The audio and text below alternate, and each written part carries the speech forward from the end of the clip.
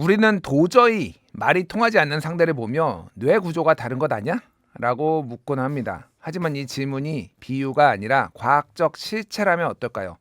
진보와 보수의 뇌는 물리적으로 어떻게 다른지, 그리고 그 다름이 왜 틀림이 아니라 생존을 위한 각기 다른 전략인지 권준수 한양대 석좌교수와 함께 과학의 언어로 펼쳐보겠습니다. 교수님 안녕하세요. 네, 안녕하세요. 예, 바쁘신데 또 연말에 이렇게 나와주셔서 정말 감사드립니다. 네, 감사합니다. 예, 지금으로부터 5년 전, 그러니까 2020년에 교수님의 서울대 뇌인지과학과 연구팀에서는 정치 성향에 따른 뇌 연결망 차이를 최초로 발견해서 SCI 국제학술지 사이언티픽 리포트 최신호의 내용을 보고를 했는데요.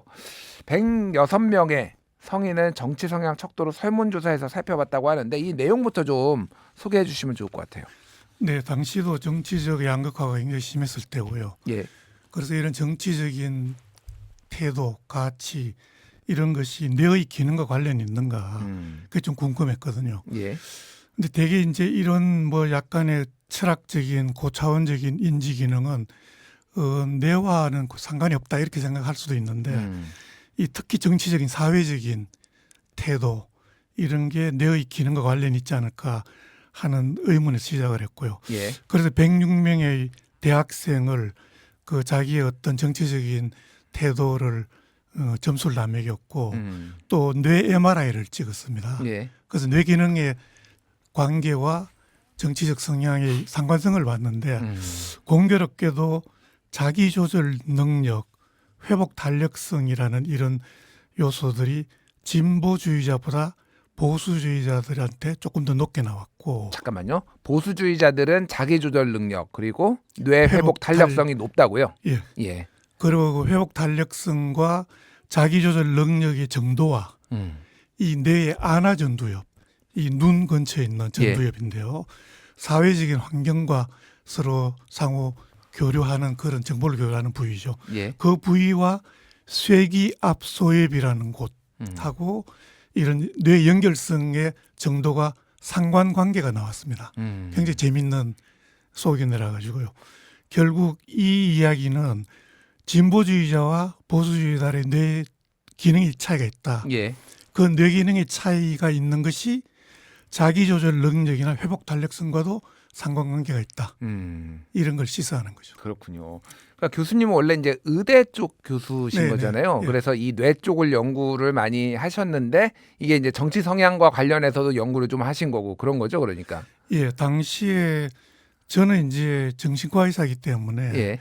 이제 조금 어떻게 보면은 병리학적인 걸 보는 거죠. 예. 그런데 이런 경우는 사실 병리학적이라기보다는 정상적인 사람들의 어떤 철학적인 그런 뭐 태도, 가치, 행동 이런 걸 보는 거잖아요. 예. 그래서 당시 서울대 자유전공학부의 장대익 교수가 또 관심이 많고 해가지고 예. 이 공동 연구를 했습니다. 아, 그렇군요. 일종의 협업을 하셨는데 저도 이제 예전에 좀 공부를 했었는데 그 굉장히 흥미로운 연구들을 미국이나 이런 데서 하는 거를 보고 아, 이런 연구도 하는구나라는 게 쌍둥이 연구가 있었더라고요. 어렸을 때 이게 쌍둥이들이 헤어져 가지고 별도로 살았는데 이들의 정치 성향이 얼마나 비슷한가 이거를 추적 연구를 해보니까 배우자를 선택한 것도 매우 흡사한 배우자를 선택한 것도 있고 그리고 정치 성향도 보수면 보수 굉장히 그 유사도가 굉장히 높게 나와서 이게 유전적으로 결정되는 게 있는 게 아니냐 뭐 이런 연구들이 막 미국에서 있었던 거를 제가 이제 좀 논문을 읽고 그런 기억이 나요. 예, 지금 대충의 결론을 보면 예.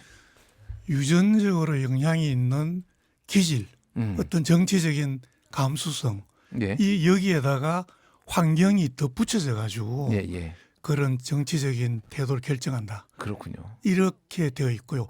대충 그냥 유전적인 게 한 40-50% 정도 예. 또 환경적인 게 그 이후에 이제 이렇게 덮여져 가지고 예. 전체를 결정하는 걸로 되어 있어서 이게 환경만으로 결정된다, 유전만으로 결정된다고 이야기하기는 좀 어렵습니다. 그렇군요. 예, 뭐 복합적이겠죠. 왜냐하면 그렇죠. 우리나라도 지역 영향을 많이 받잖아요. 내가 호남에서 태어나면은 내가 약간 보수적인 성향이 타고난 게 있더라도 어느 순간 민주당 주변이 다 민주당을 많이 지지하니까 민주당을 지지한다든지 내가 영남에서 뭐 대구 경북에서 태어났을 경우에는 진보적인 성향이 있더라도 뭐 자연스럽게 국민의힘 보수정당 계열을 지지를 한다든지 뭐 이런 것들도 있기 때문에 확실하게 그거 하나가 뇌가 결정한다고 보기도 어렵지만은 상당히 많이 타고나는 부분이 있다라는 게 어쨌든 누적이 되고 있다라는 게 굉장히 좀 흥미로웠다라는 건데, 그러니까 뇌의 연결망 의 유의미한 물리적 차이가 존재를 한다라는 건가요? 그러면은 진보와 보수의 이 어떤 정치 그렇죠. 성향상, 예, 정치와 뇌와의 관계를 보는 학문이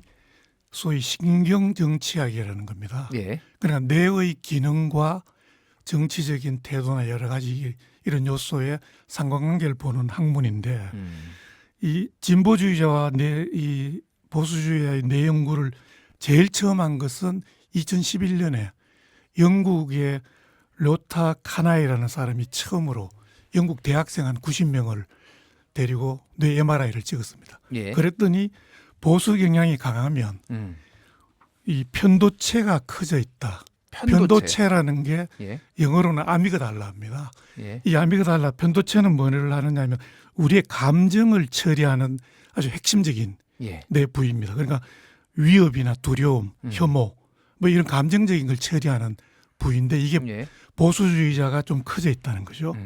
진보 성향이 강하면은 전대상 피질이라고 ACC라는 부위가 있습니다. 전대상 피질. 예, 이 부위가 증가돼 있다는 건데, 이 부위는 오류를, 그러니까 에러 디텍션, 오류를 모니터링하는 부위입니다. 아, 그러니까 약간 이게 서로 반대되는 자극들이 막 들어왔을 때 예, 이게 뭐 오류가 있는 건가 이런 걸 평가하는 건데, 예, 이쪽은 진보주의자들이 좀 커져 있다는 거죠. 아, 그러니까 이게 보수주의와 진보주의자가 뇌 구조가 이게 다른 거 아닌가. 예, 그렇게 이제 처음 보고를 했는데 그 이후에 몇몇 연구자들이 재현 연구를 했습니다. 예, 했는데 좀 뭐 그렇게 발견되기도 하고 약한 정도로 나타나기도 하고 뭐 이런 이제 연구들이 쭉 되어 왔고요. 또 구조뿐만 아니고 기능도 차이가 있는 게 아닌가. 예, 그래서 이제 기능을 또 봤더니만 보수 성향이 좀 강한 사람은 위협이나 좀 이런 불확실성, 질서 붕괴 예, 이런 데 좀 민감한 반면에 진보 성향을 가진 사람들은 갈등이나 좀 모호성, 인지적인 유연성 이런 자극에 좀 강하다. 그렇군요. 그런 이제 보고들이 막 나오기 시작을 했습니다. 아, 그러니까 이거는 뇌도 차이가 있는 것이고 예, 그 뇌의 기능과 관련이 있는 실제로 어떤 현실에서의 어떤 인지적인 태도나 위험에 대한 어떤 자기가 이걸 처리하는 방법이라든지 이런 게 예. 다 다르다는 거죠. 그렇군요. 예. 그러니까 인류가 이제 석기 시대부터 있어가지고 지금까지 진화를 해왔잖아요. 예. 그럼 편도체, 이제 소위 말해서 공포 이런 거를 느끼는 편도체가 발달했다라는 거는 내가 처음 보는 거를 뭔가 맞닥뜨렸을 때, 그게 뭐 곰일 수도 있고 뭐 맹수일 수도 있고 이런 것들을 피해야 되겠다. 이게 내 생존에 유리하겠다라는 본능적인 것들이 있을 거 아니에요. 그런 것들이 생존에 유리하기 때문에 편도체들이 그러면은 좀 더 활성화되고 그런 거가 있는 건가요? 그러면? 그렇죠. 그러니까 편도체가 크다는 것은 그런 위험이나 뭐 두려움, 공포 이런 거에 예민하게 반응을 한다는 뜻이고, 예, 그게 보수주의자들이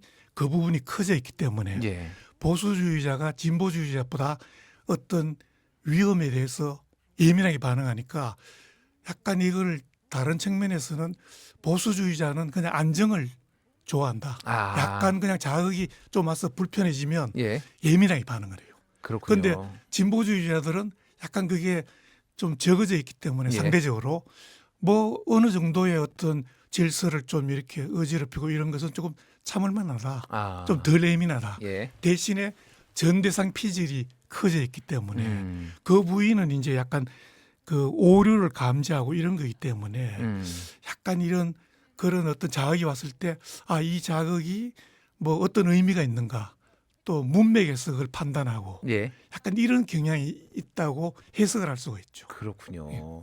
그러니까 보수가 우리 컨저버티브 보통 이제 영어로는 하는데 보수라는 게 지킨다라는 거잖아요. 그러니까. 그렇죠. 예. 그러니까 이런 변화들이 굉장히 스트레스로 오니까 기존의 것을 지키려고 하는 경향성이 강해지고 또 어떤 외부의 위협에 대해서 더 민감하게 반응하고 그게 이제 보수주의 특징. 굉장히 재밌네요. 그러면은 제가 이제 궁금한 거는 이겁니다. 그러면은 우리가 이제 이런 과학적 사실들을 실제 이제 그 사회에서 나타나는 현상들과 한번 연결을 지어서 얘기를 해보면은 혐오 감정들이 지금 굉장히 논란이 되고 있어요. 그래서 혐오를 이제 뭐 누군가를 그게 뭐 이를테면은 뭐 이성애자가 동성애자를 혐오하는 것도 있을 수 있고 아니면은 굉장히 많은 나와 다른 뭐 이를테면은 인종이 다른 사람에 대해서 혐오감을 느낀다든지 뭐 이런 것들이 있잖아요. 그래서 진화 심리학적으로 보면 보수 성향이 외부의 오염이나 불결함에 대한 혐오 민감도가 높다는 연구가 나왔는데 이거는 그러면은 뇌에 영향이 있다라고 지금 봐야 되는 거죠. 지금까지 연구로 보면은 기본적으로. 그렇죠. 이 모든 게 뇌의 기능에서 유리하는 거죠. 뇌와 떨어질 수가 없는 것이고요. 어떠한 인간의 사고, 행동, 뭐 감정 이런 게 결국은 동전의 앞뒷면이죠. 이쪽에서 보면 어떤 행동으로 나타나고 생각으로 나타나지만 반대편에서 보면 동전의 뒷면이 보이는 거죠. 예. 그렇지만 그거는 동전이기 때문에 모든 게 뇌에서 나오는 것이라고 보면 되는 것이죠. 그렇군요. 그러면 예를 들면은 이제 난민이라든지 외국인 이민자라든지 이런 것에 대해서 불편해하는 감정은 누구나 있을 수 있지만은 보수 진영에서 아니면 뭐 강경 보수 극우 진영에서 조금 더 강하게 배척을 하고 하는 것도 뇌의 영향을 받고 있다. 뭐 이렇게 해석하면 그렇죠. 되는 건가요? 보수주의자들은 현재 상태를 유지하려는 경향이 강해요. 예. 그리고 조금의 어떤 질서를 어지럽히는 자극이 들어오면 이 편도체가 뭔가 공포스럽고 불편함을 느껴요. 그러니까는 조금 뭔가 새로운 것, 다른 것, 자기와 다른 어떤 것들이 들어오면 예민하게 반응을 하니까 예. 진보주의자보다 그런 경향이 당연히 있는 거죠. 그게 뇌의 기능과 연관이 있는 거죠. 그럼 진보주의자는 상대적으로 그런 공포가 적은 것도 있고 아까 전에 말씀하셨다시피 전 대상 피질 이게 그러니까 정보를 처리한다라는 거잖아요. 그러니까 그렇죠. 예. 예 그러면은 이거에 대해서 좀 더 받아들이는 경향성이 전 대상 피질이 좀 발달해 있어서 좀 더 나은 건가요? 그러니까 이해관계를 좀 더 본다라는 건가요? 어떤 게 영향을 주는 건가요? 그러니까 이제 진보주의자는 약간 새로운 자극이나 질서를 어지럽히는 게 오더라도 금방 이것을 해결하려고 하지 않고 약간 둔하니까 조금 천천히 반응을 하고 예. 또 그런 자극이 이런 문맥상에서 컨텍스트에서 어떤 의미가 있을까 가치를 좀 더 생각을 하고 좀 더 생각해보고 그리고 그것을 어떻게 할 건가라는 걸 조금 천천히 결정을 하는 예. 조금 가치 지향적인 경향이 좀 강하죠. 아 그렇군요. 그럼 어떻게 보면은 보수주의자들이 좀 더 본능적이네요. 즉각 반응을 하는 거잖아요. 어떻게 보면은. 그렇죠. 그러니까 이제 두 보수주의자와 진보주의자가 한쪽이 강해지면 예. 이 문제가 생기는 거죠. 왜냐하면 보수주의자처럼 빨리빨리 무슨 자극을 해결을 하는 게 좋은 상태가 있는 것이죠. 예.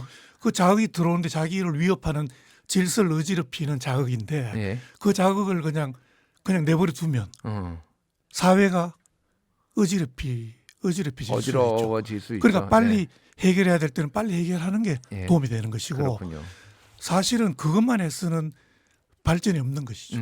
조금 자극이 들어오더라도 그게 어떤 의미를 추구하고 이게 사회적인 컨텍스트에서 어떤 의미가 있는가를 생각해서 조금 변화를 추구하는 진보주의자적인 그런 입장도 같이 있어야 발전이 되는 거죠. 그렇죠. 무조건 새로운 게 들어오는데 배척만 하면은 이를테면은 예전에 우리 구한말 시절에 이제면 개항하지 않고 우리 것만 지키겠다 하면은 또 사회가 발전이 없는 거잖아요. 그렇죠. 그러니까 이게 적절한 밸런스가 굉장히 중요하다. 자 연구들이 굉장히 많은데 뭐 조너선 하이트 박사 뭐 연구도 있는데 도덕의 우선순위가 진보와 보수가 다르다라고 하는데 진보는 공정과 피해를 보수는 충성과 권위를 더 중요시한다라는 건데 그러니까 권위 제가 궁금한 게 그런 거예요. 보수가 좀 더 권위에 복종적이다라는 이런 여러 연구들이 있거든요. 여러 지금까지 왜 그렇게 되는 건가요? 권위에 조금 더 이게 뭐라고 해야 될까요? 이런 독재도 있고 뭐 권위의 종류가 여러 가지가 있으니까 그런데 지배 체제에 좀 더 체제 수중적이다 이런 얘기들이 많이 나오는데 그거는 어떻게 좀 연결이 될까요? 보수주의자들이 기본적으로 질서를 추구하고 좀 사회적인 안정을 계속 유지를 하는 그런 경향이 강하기 때문에 네. 결국은 그 기존의 체제라는 거는 어떻게 보면 보수적이고 또 히어라키가 명확하고 이미 다 체계가 확립이 되어 있는 상태니까 권위적이고 어떤 기존의 권위에 충성하는 것이죠. 예. 하지만 진보주의자는 조금 변화를 추구하니까 기존의 권위가 조금 무너지고 새로운 질서가 확립되고 이런 거에 대해서 조금 더 추구를 하는 그런 경향이 있기 때문에 그 충성하는 정도가 약간의 권위와 새로운 자유주의적인 약간 차이가 당연히 있는 거죠. 그렇군요. 그게 이제 정치적으로 이렇게 맥락이 확대되면은 부도덕한 권력이라고 하더라도 좀 더 충성을 보여주는 사람도 있는 거고 그거를 뒤집어 엎어야 된다는 사람도 있는 거고 약간의 그런 정치적 입장 차이가 드러나는 거 아닌가 생각이 되는데 최근에는 이제 미디어가 발달하면서 알고리즘에 대한 연구들이 굉장히 많이 이루어지고 있는데 알고리즘으로 인해서 뭐 예전에 작년에 옥스퍼드 대학에서는 이제 뇌썩음 이제 쇼츠를 많이 보면 뭐 뇌썩음이 발생한다 뭐 이런 얘기를 할 정도로 뭐 도파민 중독 얘기도 나오고 있고 뭐 여러 얘기가 나오고 있어요. 그래서 이성과 감정이 적절하게 조화가 되는 게 중요한데 알고리즘으로 인해서 그런 것들이 좀 위협받는다라는 얘기들이 있거든요. 교수님은 좀 그거에 대해서 어떻게 보십니까? 원래 뇌는 이제 자극이 들어오면 예. 편도체에서 그 자극과 관련돼 있는 감정을 빨리 평가를 하고 그게 이제 조기 경보에 해당이 되는 거죠. 예. 그 경보가 있어서 이게 위험하냐, 뭐 자기를 위협하는 건가 이런 이제 판단을 하고 그 다음에 이제 전두엽, 아까 안하전두엽이라고 했는데 예. 그런 부위에서 이 맥락을 고려해서 진짜 이게 위협적인가 아닌가 뭐 이런 걸 천천히 이제 판단을 하는 거죠. 그러니까 전두엽이 조금 더 이성을 관장하는 쪽이라고 보면 되는 거죠. 그렇죠. 그러니까. 예, 예. 편도체는 감정을 느끼는 거고 감정을 우리가 먼저 느끼는 거죠. 그 다음에 이제 약간 시간이 걸려서 전두엽이 실제로 이성적으로 판단을 하는 거죠. 예. 그런데 이 양쪽이 다 이제 밸런스를 이루어야 됩니다. 그런데 이제 추천 알고리즘은 어떤 거냐면은 중립적인 정보보다 분노나 혐오, 도덕적인 확신 이런 데 더 강하게 반응하는 그런 자극을 자꾸 주는 겁니다. 자꾸 예. 보내는 겁니다. 예. 왜냐하면 이런 컨텐츠가 클릭 수가 올라가고 또 체류 시간이 올라가고 서로 같은 생각을 가진 사람들 공유를 많이 하고 예. 이런 컨텐츠죠. 이럴 때 뇌에서 편도체가 굉장히 활성화되죠. 아. 왜냐하면 자극적이 막 들어오니까. 예. 그리고 도파민이 막 분비가 막 돼요. 근데 감정적으로 굉장히 강한 정보가 들어오기 때문에 예. 이 감정 반응, 자극이 알고리즘에 의한 자극이 들어오면 거기에 대한 반응이 곧 보상이 돼버려요. 그러니까 도파민이 나오니까 즐거운 거죠. 예. 그러니까 이런 자극적인 정보 노출과 즉각적인 감정 반응이 반복이 되면 이 전두엽은 굳이 힘들게 재검토를 하질 않습니다. 아. 그냥 자꾸 들어오는데 검토를 했더니 뭐 그게 그거야. 굳이 내가 뭐 시간을 들여서 신중하게 검토를 뭐 해야 되겠네 이런 게 아니고 예. 그냥 막 받아들입니다. 그러니까 반복적 노출과 반복적인 그리고 노출. 또 그런 소위 말해서 허위 정보, 가짜 뉴스가 담긴 것들은 굉장히 자극적이잖아요. 그리고 충격, 뭐 이런 맨날 제목도 충격, 뭐 이렇게 써 있고 그러면 그걸로 인해서 이미 충분히 내가 도파민으로 인해서 보상을 받았기 때문에 전두엽 자체가 기능을 잘 안 한다. 이성적인 판단이. 그렇죠. 어. 예.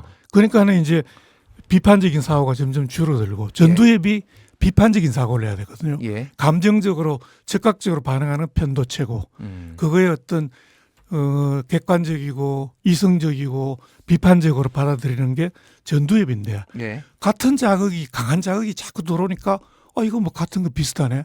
그러니까 점점점 비판적인 사고가 줄어들죠. 그렇군요. 그러니까 동시에 또 편도체는 반대로 굉장히 강화가 됩니다. 그래 이런 특정 집단의 특정 단어, 특정 주장 이런 것들이 등장만 해도 예. 즉각적으로 혐오, 위협 감각이 막 느껴지는 거죠. 그러니까 이게 알고리즘이라는 걸 자꾸 보면 예. 그쪽 방향으로 자꾸 강화가 되는 거죠. 아. 뇌가. 그렇군요. 그러니까 이게 점점점 양극화가 되는 거죠. 게다가 이제 쇼츠 같이 짧은 영상 같은 경우에는 좀 그나마 길면은 그 안에 서사도 있고 논리도 있고 그런데 쇼츠는 굉장히 짧잖아요. 유튜브 그렇죠. 쇼츠. 예. 그러면은 계속 자극만 들어오니까 뇌가 썩는다, 브레인 랏 이런 얘기들이 나오는 그게 편도체만 발달하고 전두엽은 뭐 소위 말해서 쪼그라드는 이런 게 발생할 수가 있는 거네요. 그렇죠. 쇼츠는 굉장히 짧은 시간에 자극이 강한 걸 주기 때문에 예. 그 자극에 반응하는 그 변도체가 도파민이 분비가 확대가지고 즐겁습니다. 그렇군요. 그런데 이성적으로 판단할 시간을 주질 않아요. 아. 계속 짧은 시간에 자꾸 보내니까 그 문제가 있는 거죠. 저도 이제 가끔 가다가 하루에 일과를 끝내고 정말 힘들거든요. 저도 그래서 집에 가서 이제 혼자서 이제 뭐 맥주를 한 잔 마시거나 그러면서 뭐를 생각하기가 싫으니까 유튜브를 틀어놓고 쇼츠를 이제 보고 있는 거예요. 그러면은 1시간이 그냥 훌쩍 갑니다. 그냥 계속 쇼츠만 보고 있으면. 그리고 도파민이 막 나오니까 아, 예. 가만히 있어도 즐거운 느낌이 좀 드는 거죠. 그래서 뇌가 썩고 있는 거군요. 그렇죠, 그래서 제 그렇죠. 뇌가.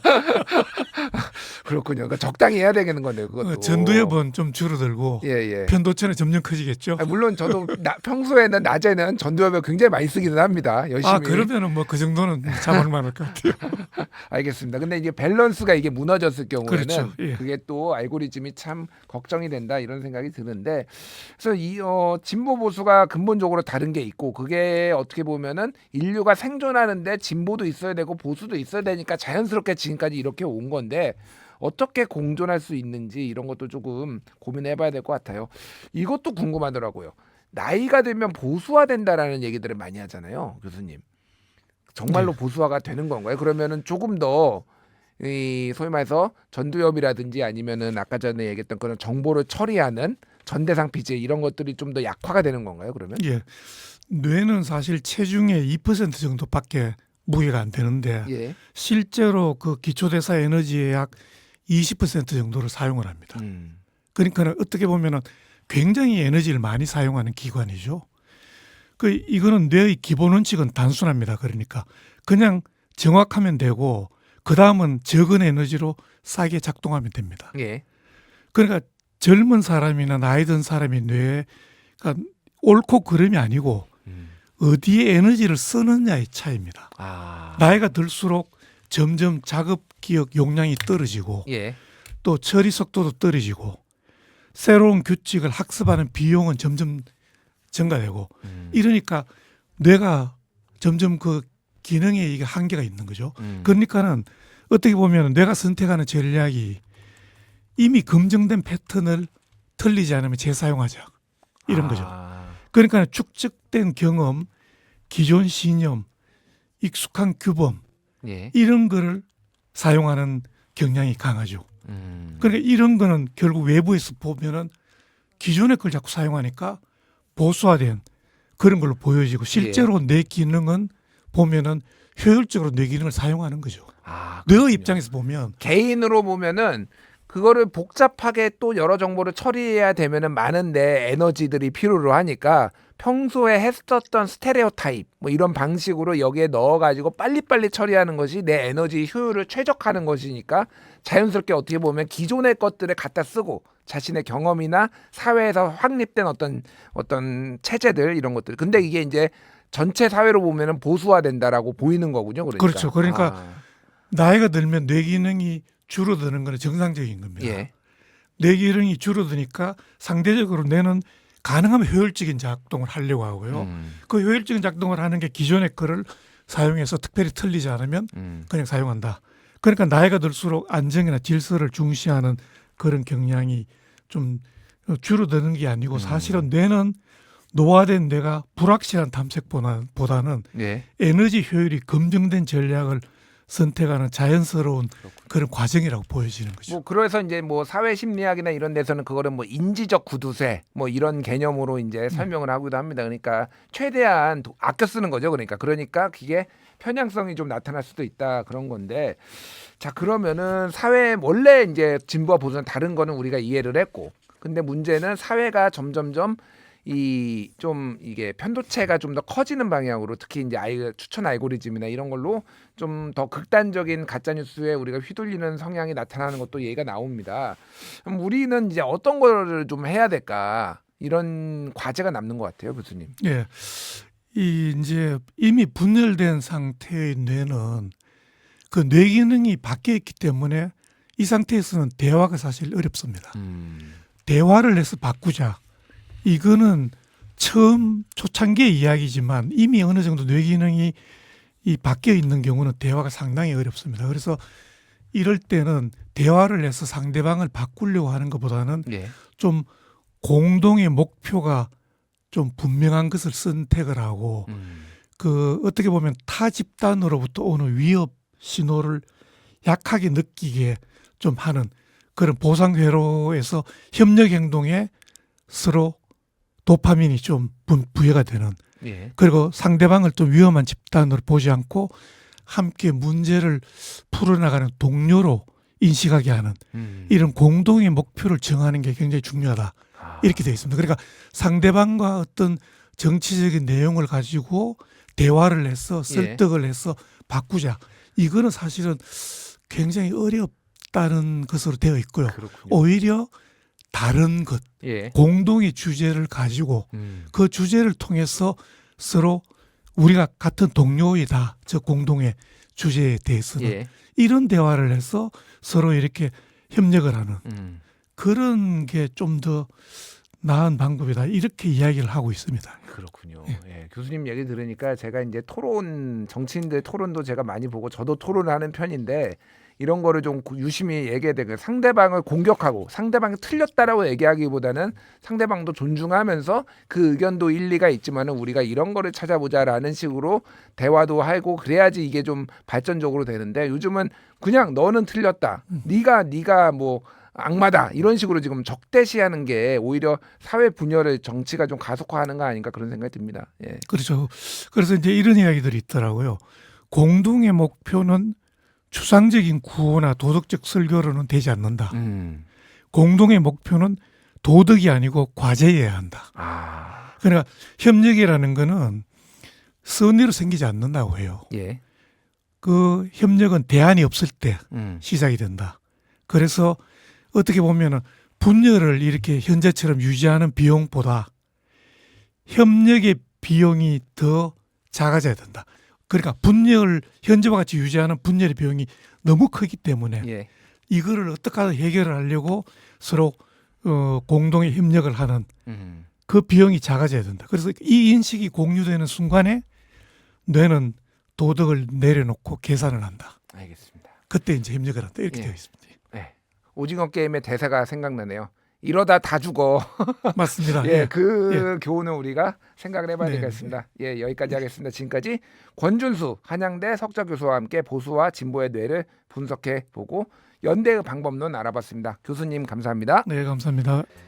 2025년의 광장은 다름을 넘어 서로를 지우려는 전쟁터였습니다. 이 극단의 시대를 건너갈 지혜를 사회학적 통찰로 구해보겠습니다. 중민 이론의 창시자시죠. 한상진 서울대 명예교수 함께합니다. 교수님 안녕하세요.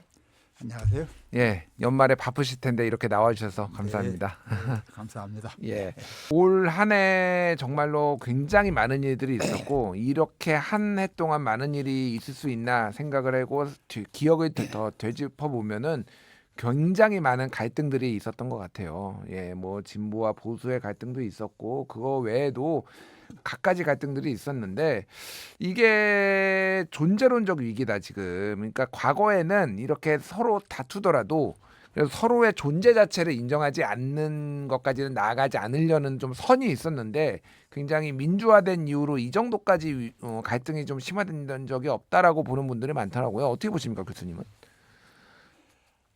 네, 비관적인 관찰과 전망이 많습니다. 저희 주변에도 많고요. 저는 사회학자로서 그런 비관적인 전망에 근거가 있다고 생각하지만 그러나 어찌됐든 우리는 이 사회 안에서 희망의 거점을 발견해야 된다 그런 생각을 갖고 있습니다. 그런데 왜 이렇게 상황이 어렵게 됐느냐 이건 간단히 짚을 필요가 있는데 하여튼 적대적 분열 이것이 지나치게 심화됐다. 그러므로 인해서 과거에는 아까 그 사회자께서 말씀하셨듯이 싸우더라도 미래에 대해서 그래도 희망이 있었는데 희망이 있었다는 얘기는 공통의 화두가 있었다는 얘기입니다. 예. 민주화를 해야 된다. 그런데 경제 성장을 해야 된다라고 하는 것에 대해서는 어떤 사람이건 간에 동의를 했다 이 말이에요. 미래에 대한 공동의 희망과 화두가 있었으니까 그래도 싸우면서도 미래를 그래도 낙관적으로 보고 우리는 해낼 수 있다라고 하는 자신감을 가졌던 건데 이제 근래에 우리가 발견하는 것은 미래에 대한 희망이 없는 거예요. 미래가 어떻게 갈지 정말 예측하기가 어려운 상황이 됐습니다. 이게 그러니까 상대적으로 더 비관적인 전망이 더 강화되고 심화되는 것이 아닌가 막 그렇게 관찰할 수 있겠습니다. 그렇군요.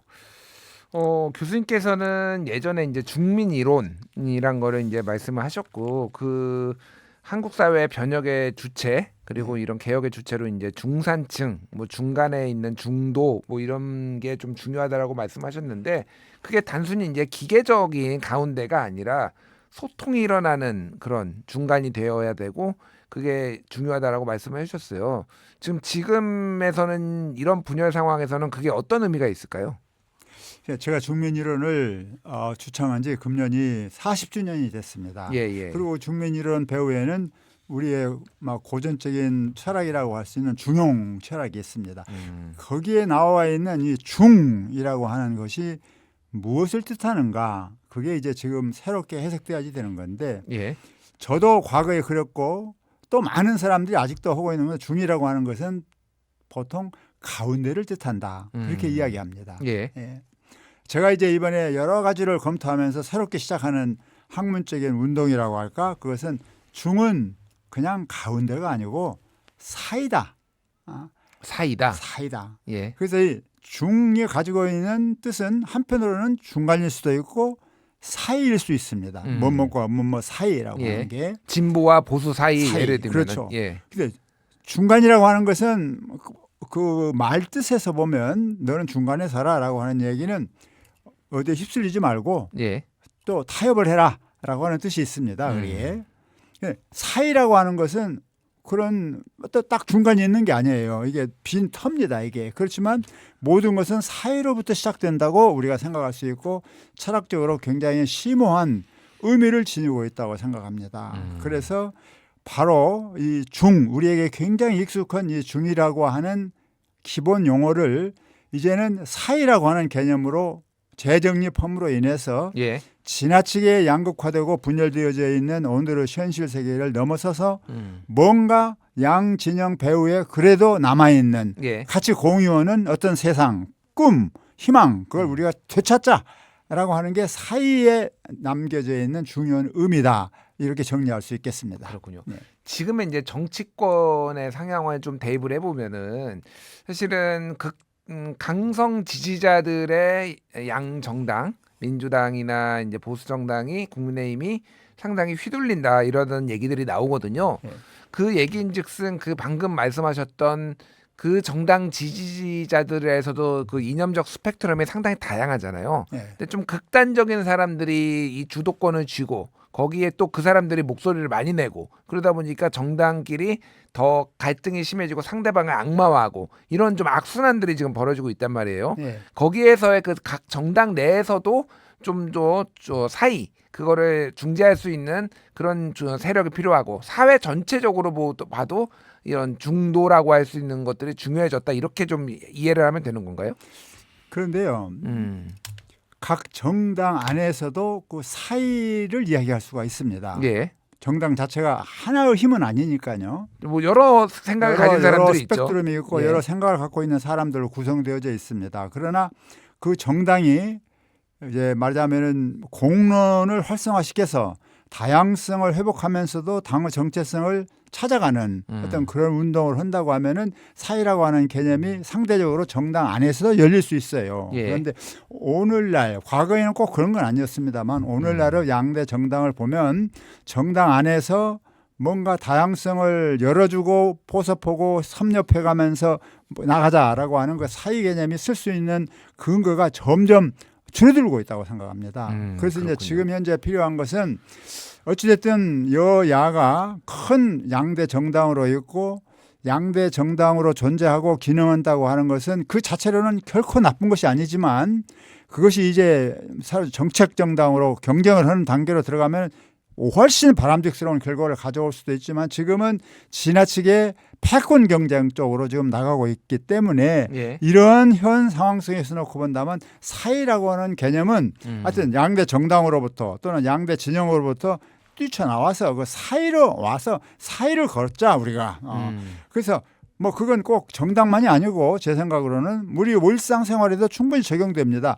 나와 뭐 내 가족 그 사이에도 사이라는 개념이 있을 수 있어요. 예. 나와 내 친구 얼마든지 있을 수 있습니다.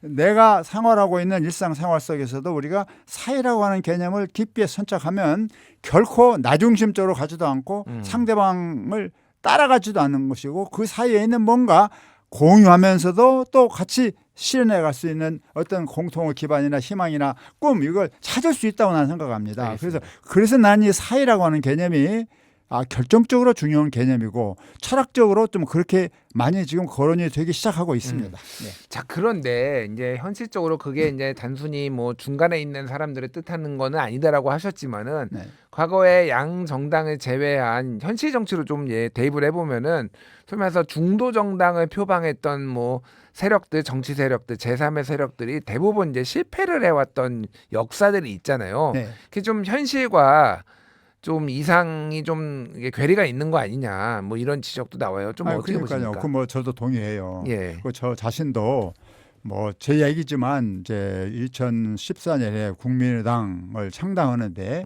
제가 창당 준비위원장 역할을 하고 그 당시에 이제 제가 이렇게까지 됐는데 이제는 정치를 한번 해볼까 그런 생각도 없잖아 했지만 그래도 나는 학자기를 갖겠다라고 해서 첫 번부터 나는 학자기를 가고 당을 장당하고 유세를 하는 데까지는 하지만은 직접 정치는 하지 않겠다라고 일단 정치를 떠났습니다. 그러면서도 이 국민의당이 말하자면 제3의 또는 중도정당으로 또는 뭐 사이를 걸을 수 있는 정당으로 잘 성장했으면 좋겠다라고 하는 생각을 가지고 있었는데 막 그렇지를 못했어요 결과적으로. 그래서 그게 참 아쉽고 또 저로서도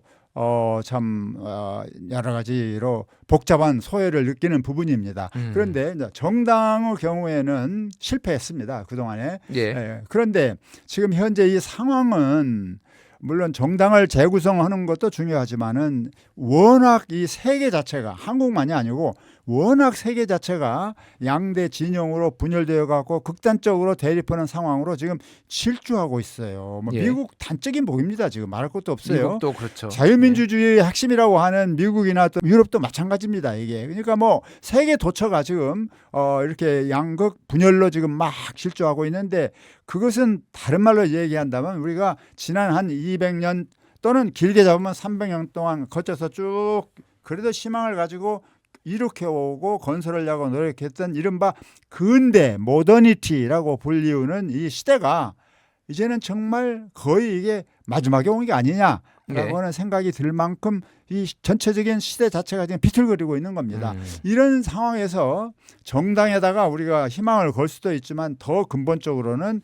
이제 이 시민들이 정당은 그렇다 하더라도 시민들이 보다 더 오늘의 상황을 주시하고 그 가운데서 뭔가 이 공생할 수 있는 어떤 새로운 거점을 마련하기 위해서 자각을 하고 결사를 하고 운동을 벌리는 그래서 그것이 어느 한 나라가 아니고 우리나라가 그럴 수 있는 가능성이 많이 있다고 저는 생각하지만 여러 군데 전파돼서 세계적인 어떤 공감과 연대를 가질 수 있는 그런 중요한 전환의 시점으로 현재 우리가 진입하고 있는 게 아니냐. 이제 근대를 넘어설 수 있는 새로운 비전이 정말 필요한 때가 아니냐. 뭐 이런 생각을 할 수 있겠죠. 그래서 그 희망의 단초를 정치권 밖에서 또 찾는 분들도 계시더라고요. 교수님께서도 최근에 BTS와 아미 그 팬덤 현상이라든지 아니면은 한강 작가의 소설 채식주의자 속의 저항 방식 이런 것들에 좀 주목하시는 글도 쓰시고 그랬는데 새로운 시민성을 그런 방금 문화적 현상과 어떻게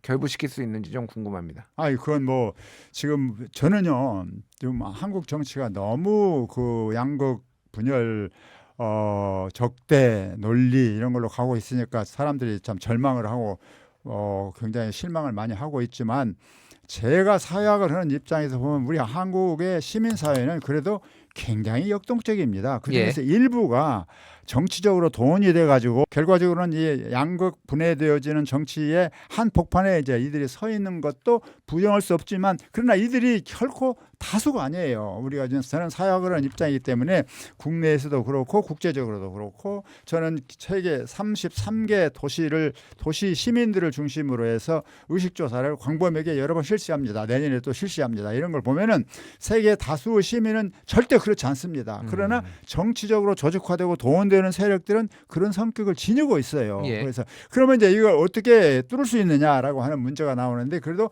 경험적으로 우리가 발견할 수 있는 좋은 예의 하나가 예컨대 방탄소년단 같은 것이라고 생각합니다. 이게 뭐 이것이 성공하는 데는 여러 가지 이유가 있지만 뭐 이거 설명하면 많아요. 그렇지만 근본적으로 제가 강조하는 건 뭐냐면 이 방탄소년단이 성공한 이유는 물론 디지털 기술이 중요하고 예. 또 그 기술로 여러 문화를 섭취해서 리듬을 짜가지고 와서 다시 재조립하는 아마 현대가 아니고서는 불가능한 그런 새로운 기술에 힘입은 바가 많이 있지만 그러나 더 결정적으로 중요한 건 뭐냐면은 방탄소년단의 그 음악이 또는 그들의 율동이 또는 그들의 삶이 그들의 제스처가 결국은 엄청난 힐링 예. 치유의 효과를 갖고 오는 거예요. 그건 무슨 말이냐? 사람들은 다 지금 굉장히 어려워하고 있습니다. 수많은 상처에 시달리고 있어요. 왜냐? 우리가 지금 위험 사회에 살고 있으니까요. 엄청난 위험에 지금 시달리고 있는 거예요. 그래서 예. 괴롭습니다 이게. 그런데 이 방탄소년단의 음악을 들으면서 춤을 보면서 이 암이라고 하는 사람들이 자발적으로 뭉쳐갖고 세계적으로 지금 확산되고 있는데 이 사람들이 이렇게 자발적으로 뭉치는 협력하는 근본적인 원인이 어떤 이해타산에 있는 게 아니고 바로 이 치유, 이 상처받은 마음을 치유하고 거기서 위로를 받고 알겠습니다. 그래서 그걸 같이 공유하려고 하는 예. 그래서 이 자발성이 나오는 겁니다. 이 알겠습니다. 운동이 막 나오는 거거든요. 그래서 예. 우리 사회가 또는 세계가 지금 극단적인 위험 사회에 진입하고 있는 현실이기 때문에 그 위험에 처해져 있는 사람들이 나도 참 힘들지만 또 같이 힘든 다른 사람들과 의존하고 부축하고 서로 협력해서 어깨를 동무로 하고 그래서 같이 협력해서 나가자라고 하는 알겠습니다. 어떤 그런 연대가 예. 자발적으로 오늘날 세계적으로 일어나고 있고 우리나라에서도 일어나고 있다고 생각합니다. 알겠습니다. 이 현상을 우리는 제가 좀 주목해야 여쭤볼 게 된다. 많아가지고 네. 이게 너무 길게 말씀하시면 좀 시간이 부족하니까 맞아요. 제가 맞아요. 조금만 짧게 말씀해 주고 네. 싶으니까 궁금한 건 그런 거예요. 아미가 이제 뭐 힐링도 있고 이런 건데 이게 교수님이 말씀하셨던 그렇다고 세상을 변화하는 힘으로 가는 거는 또 다른 차원의 문제잖아요. 제도가 있고 정치도 있고 뭐 이런 것들이 있는데 네. 어떻게 그거를 변화의 힘으로 좀 바꿀 수가 있는지 저는 그게 좀 궁금하더라고요. 그게요. 아직은 뚜렷한 전망이 없어요. 음. 맞아면 그렇게 하려고 하면은 새로운 정당이 나와서 그 정당 속으로 그 불만을 갖고 있는 사람들 흡수해야지 되는데 현재 우리나라는 양당 체제가 딱 확립되어져 있고 우리나라만 놓고 본다면 이런 상황 속에서 곧장 정치적인 해결책을 지금 찾는 것은 내 눈에는 그렇게 쉽게 보이지 않습니다. 알겠습니다. 네. 자, 아까 전에 이제 이 어떤 대화와 소통, 타협 이런 걸 좀 굉장히 강조하셨는데 그 윤석열 대통령이 한 불법 비상계엄에 대해서 내란과의 타협은 없어야 된다. 민주주의를 그게 수호하는 것이다라는 그 목소리들도 굉장히 어느 정도 일리가 있고 그것이 어떻게 보면은 또 지금의 어떤 국민들의 정서이기도 좀 한 것 같아요. 다수의 정서. 그러니까 여기에서 좀 고민들이 생기는 것 같아요. 그러니까 물론 불법 비상계엄도 해야 되지만 이 극단적인 정치적 대립도 좀 완화를 해야 되고 어떤 묘수들을 좀 우리가 여기에서 생각을 해볼 수가 있을까요? 우리말에 과유불급, 과하면 미치지 못한다, 미친 못한 것만 못하다라는 얘기인데 저는 오래 전부터 그런 얘기를 했습니다. 윤석열 전 대통령에 의한 계엄 선포는 불법이고 형식 요건도 틀렸고 다 엉망이다. 예. 이것은 마땅히 단죄돼야지 되고 그것을 협력한 사람들은 다 법으로 처단해야지 된다. 100% 동의해요. 다시는 이런 일이 있어서는 안 된다. 그렇기 때문에 그것이 다시 일어나지 않도록 선제적인 여러 가지 조치 취하는 것 전적으로 찬성합니다. 예. 그러나 저는 오래전부터 그런데 우리가 조심할 점이 있다. 너무 많이 이걸 정치적으로 활용하려고 하면 반드시 부작용이 나온다.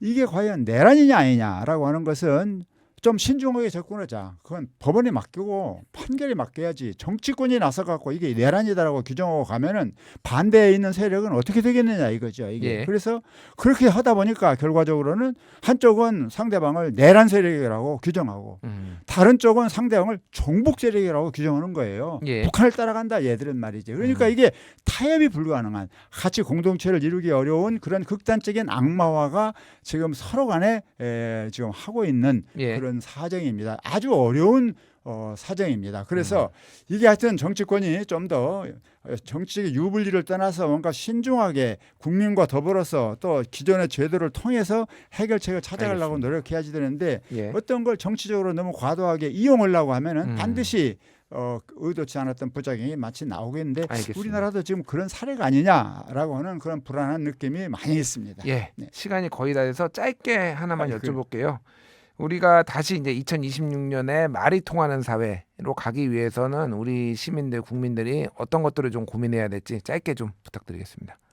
아니 저는 하여튼 무조건 우리는 듣는 연습을 해야지 돼요. 듣는 연습. 예.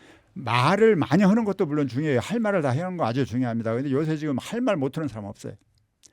듣는 거, 성의를 다해서 최대한 경청하는 거. 경청하면서 내가 뭘 배울 수 있는가. 즉 역지사지의 정신. 이게 역지사지로 공존을 추구하는 어떤 그런 마음가짐이 가장 중요한 것이 아닌가 그렇게 예. 생각합니다. 알겠습니다. 예. 오늘 마지막 12월 30일의 마지막을 또 이렇게 교수님의 조언으로 마무리했는데요. 우리가 또 많이 새겨야 될 내용들이 있었던 것 같습니다. 지금까지 한상진 서울대 사회학과 명예교수와 함께 이야기 나눠봤습니다. 교수님 네. 감사합니다. 감사합니다. 예.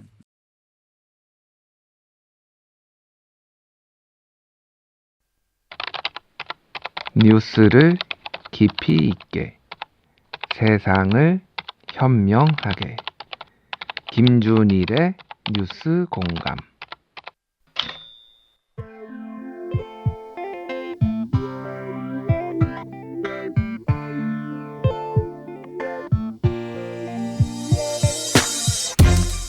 안녕하십니까. CPBC 가톨릭 평화방송이 만드는 오디오 매거진 김준일의 뉴스공감 에디터 김준일입니다. 2026년 1월 1일 새해 첫날 목요일입니다. 새해 첫 장도 여러분과 함께 펼쳐보겠습니다. 살만한 곳을 정할 때 첫째는 질이요, 둘째는 생리, 즉 먹고 사는 이익이다. 조선 후기 실학자 이중화는 그에 져서 택리지에 이런 말을 남겼습니다. 그리고 수백 년이 흐른 지금 우리는 여전히 어디에 살 것인가를 고민하지만 이제는 풍수지리보다 산업의 흐름, 국가의 재정이라는 거대한 생리가 우리의 삶터를 결정하고 있습니다. 2026년 인구의 소멸과 기후위기라는 거대한 경락 앞에서 우리는 과연 어떤 살만한 곳을 찾아야 할까요?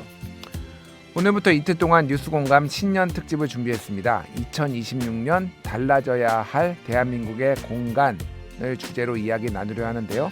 도시를 하나의 거대한 문헌으로 읽어내는 도시문헌학자 김시덕 박사와 함께 대한민국의 새로운 생존지도는 어떤 모습이어야 할지 펼쳐보겠습니다. 그럼 잠시 후 돌아오겠습니다.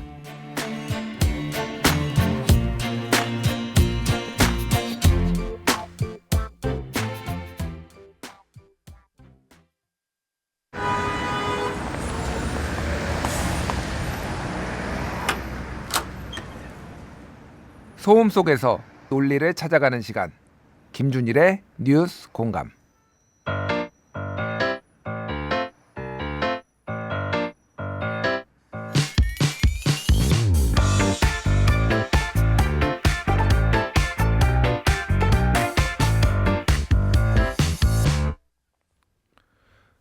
우리는 흔히 도시의 미래라고 하면 화려한 조감도나 멋진 빌딩 숲을 떠올립니다.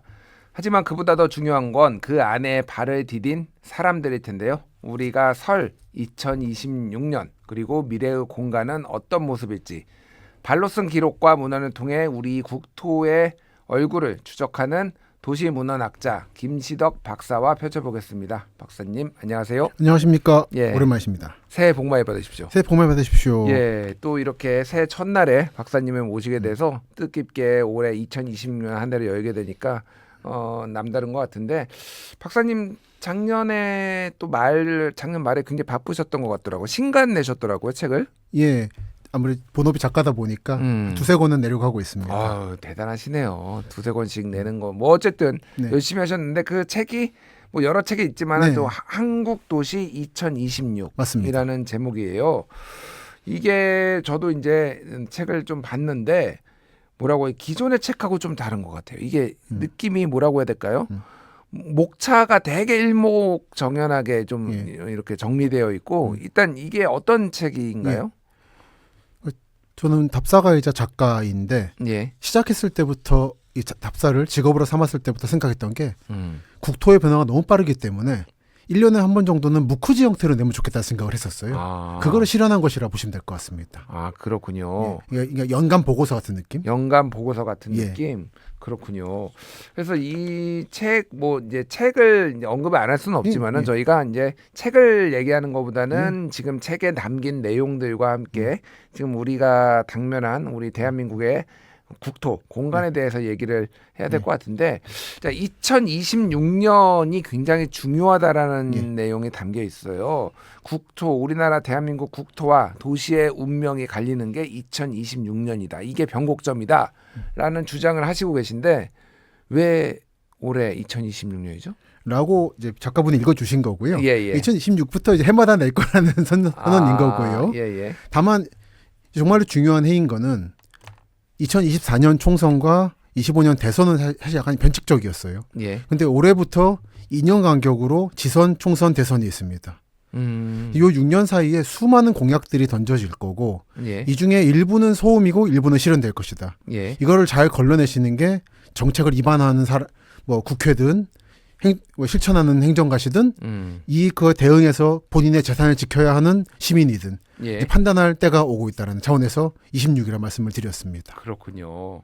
또 이제 어떻게 보면은 이제 이재명 정부가 들어선 것 자체가 어떻게 보면 국토를 관리하는 방향의 방향성 전환. 크게 보면은 이제 뭐 5극 3특이라고 해가지고 지역 통합 얘기도 많이 나오고 있고 하나는 확장 재정을 통해서 조금 더 국토 개발이라든지 이런 것들이 본격적으로 좀 더 공격적으로 이루어지는 거. 뭐 예를 들면 에너지 고속도로를 만들려고 해도 국토에다 깔아야 되잖아요. 그럼 에너지 뭐 그런 것들도 큰 변화가 지금 생기는 어떤 기로에 섰다 이런 느낌이 들어요.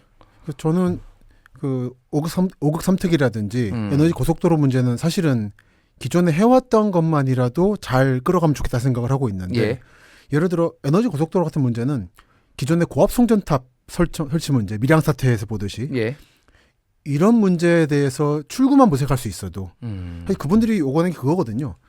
이 전기를 생산하는 쪽이나 통과하는 쪽은 전기 피해를 입는데 이 소비처인 대도시는 지중화시키지 않느냐. 여기에 대한 차별성을 주장하고 있는 거거든요.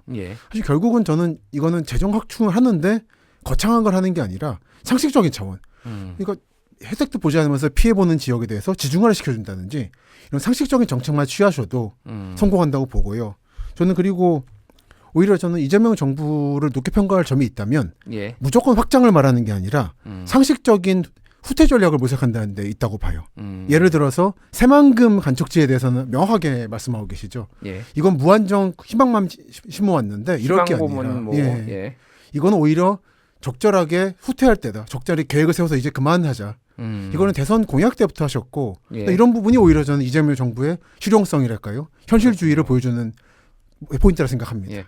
그러니까 박사님은 평소에도 뭐 다른 인터뷰나 보면은 정부 계획에 대해서 그다지 신뢰하지 않는다. 그러니까 그 계획이라는 거는 결국은 정치적인 이유든 뭐 표를 얻기 위해서든 그런 어떤 계획 공약 이런 것들이 남발될 수밖에 없고 그러다 보니까 좀 정부 뭐 방금 말씀하신 것도 후퇴하는 전략도 필요한데 한번 벌려놓으면은 이게 끝도 없이 굴러가고 맞습니다. 계속 여기에 매몰 비용이 그러니까 이거를 손절을 해야 됨에도 불구하고 막 가는 이런 것들을 좀 보는 것 같은데 많이 돌아다니셨잖아요. 많이 돌아다니셨으면은 어떤 것들이 조금 많이 눈에 띄셨나요? 두 가지인데요. 두 가지랄까 제일 중요한 거는 이 정부 계획안을 믿지 않는다는 말이 뭐냐면 누구를 비난하는 얘기가 아닙니다. 저들은 나쁜 놈이고 거짓말한다가 아니라 본인이 무슨 계획을 했는지도 결국은 모른다 공무원들도. 아, 그러니까 가장 대표적인 게 세종시 건설 과정인데요. 예. 아무도 책임지는 사람이 없어요. 세종시는 근데 좀 잘 된 거 아니에요?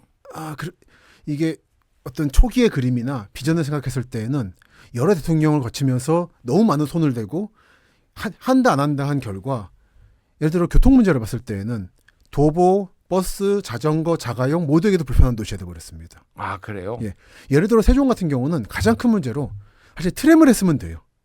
이게 초기 신도시를 만드는 거니까 예, 예. 미래 신도시에 그렇듯이. 근데 아무도 이런 걸 못하고 중간에 이명박 대통령 같은 경우는 사실 그만두려고 그랬죠. 아예 뭐 이제 엎어버리려고. 엎어버리려고 그렇죠. 그랬죠. 예. 그러다 보니까 일부러 남겨놨던 공공부지라든지 이런 것들이 있었는데 그걸 아파트로 덮어버린다든지 예.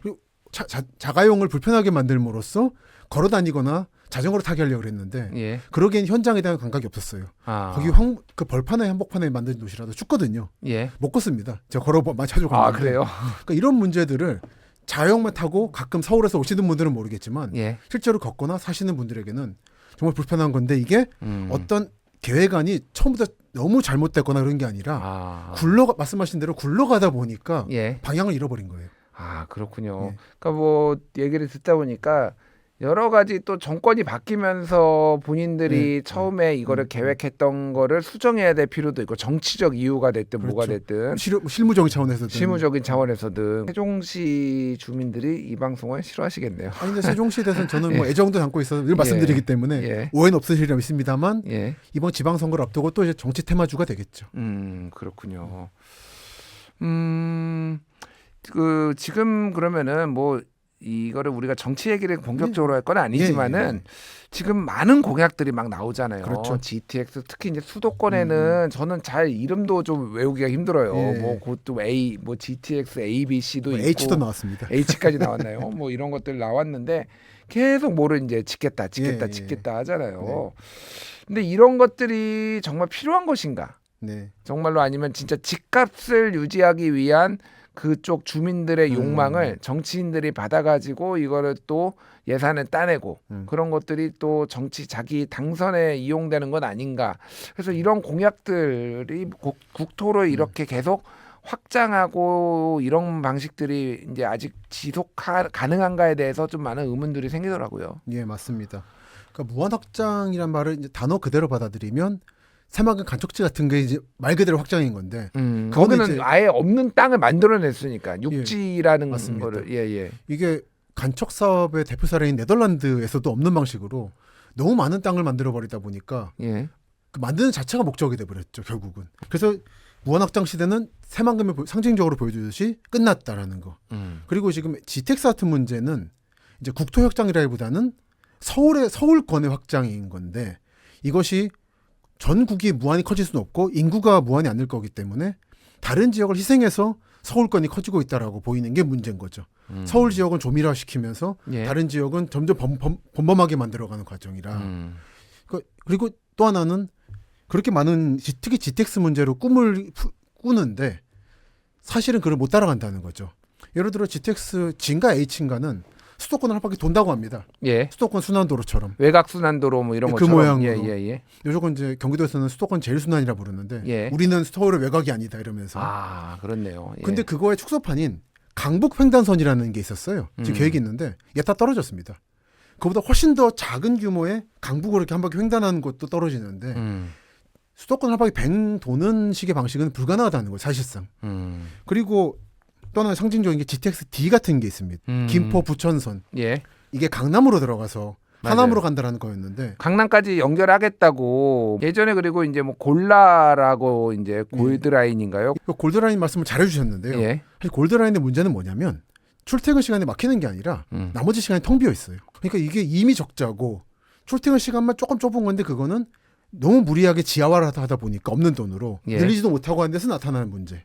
아. 게다가 GTX D가 지금 거의 노선이 아마 겹칠 거거든요. 예. 그러면 적자가 심해질 겁니다. 그러니까 오히려 차라리 골드라인을 지금이라도 지상으로 올려서 모노레일처럼 6량 정도로 하는 게 저는 현실적인 거라 보는데 아무튼 이거 안 되게 돼버렸고 예. GTX D가 이번에 확정이 났는데 결국 강남은커녕 부천에서 끝나서 부천쯤에서 GTX B하고 만나서 서울역으로 가는 걸로 확정이 났습니다. 예.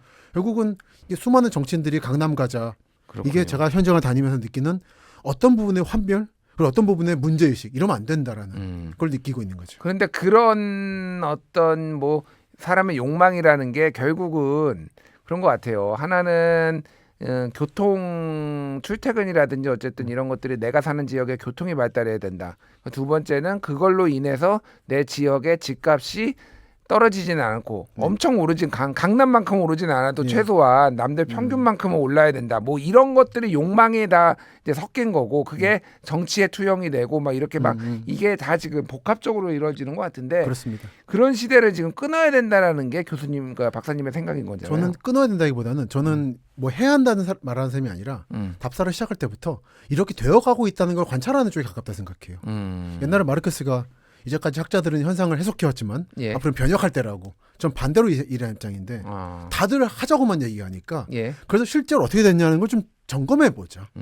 그래야 다음 정책을 할 때 황당한 얘기 안 한다는 입장인데 예. 그렇게 봤을 때는 확장 시대는 끝나가는 게 맞는 것 같다.